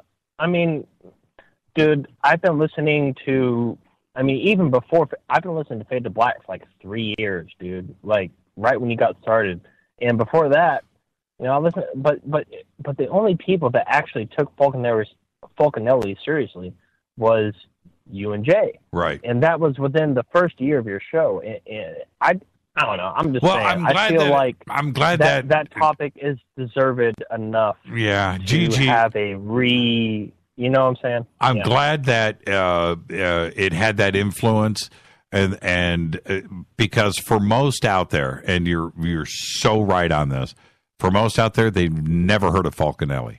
Okay, they don't. They've never heard of it, and never heard of him and the story and the mystery of the cathedrals and the great cross of Henday and everything that comes into that storyline. How it started, how it sort of came to an end. It flowed all the way into modern history too, as well. And but most never had heard it at all. That's one of the reasons why that show was so special for so many different people. So okay, I'll talk to Jay and I'll see what I can do, and maybe we'll do another Fulcanelli just for Gigi. Thank you so much, my friend. Yeah. Have a great night, and we'll see you tomorrow night on Coast. I got to roll. All right, Gigi, got to roll. We're out of here. Thank you so much, my friend. Cheers. This is Fade to Black, another FADERNIGHT. Great calls, great everything. Just thank you. Thank you to Jon Rappoport. Thank you to everybody that called in tonight, everybody that tweeted tonight. Everything was on fire. Fade to Black's executive producers, Rita Camarion. Show is produced by Hilton J. Paul, Mark D. Kovar, LJ3, Renee, Jonas. Thank you, Dennis. Thank you, Bob. Announcers are Steve Harder, Gene Fatoa, Mark T. Kovar, Fady by Dale, Webmaster Drew the Geek, music Doug Aldrich. Intro, Spaceboy, spaceboymusic.com. Fade to Black is produced by KJCR for the Game Changer Network, and syndication is KGRA, The Planet. I'll see everybody tomorrow night on Coast to Coast. My guest, Lorcan O'Toole. This broadcast is owned and copyrighted 2017 by Fade to Black and the Game Changer Network. Cannot be rebroadcast, downloaded, copied, or used anywhere in the known universe without written permission from Fade to Black or the Game Changer Network. I'm your host, Jimmy Church. Follow me on Twitter at JChurchRadio. See you guys tomorrow night on Coast. Until then, everybody be safe. Go Backley Tappy.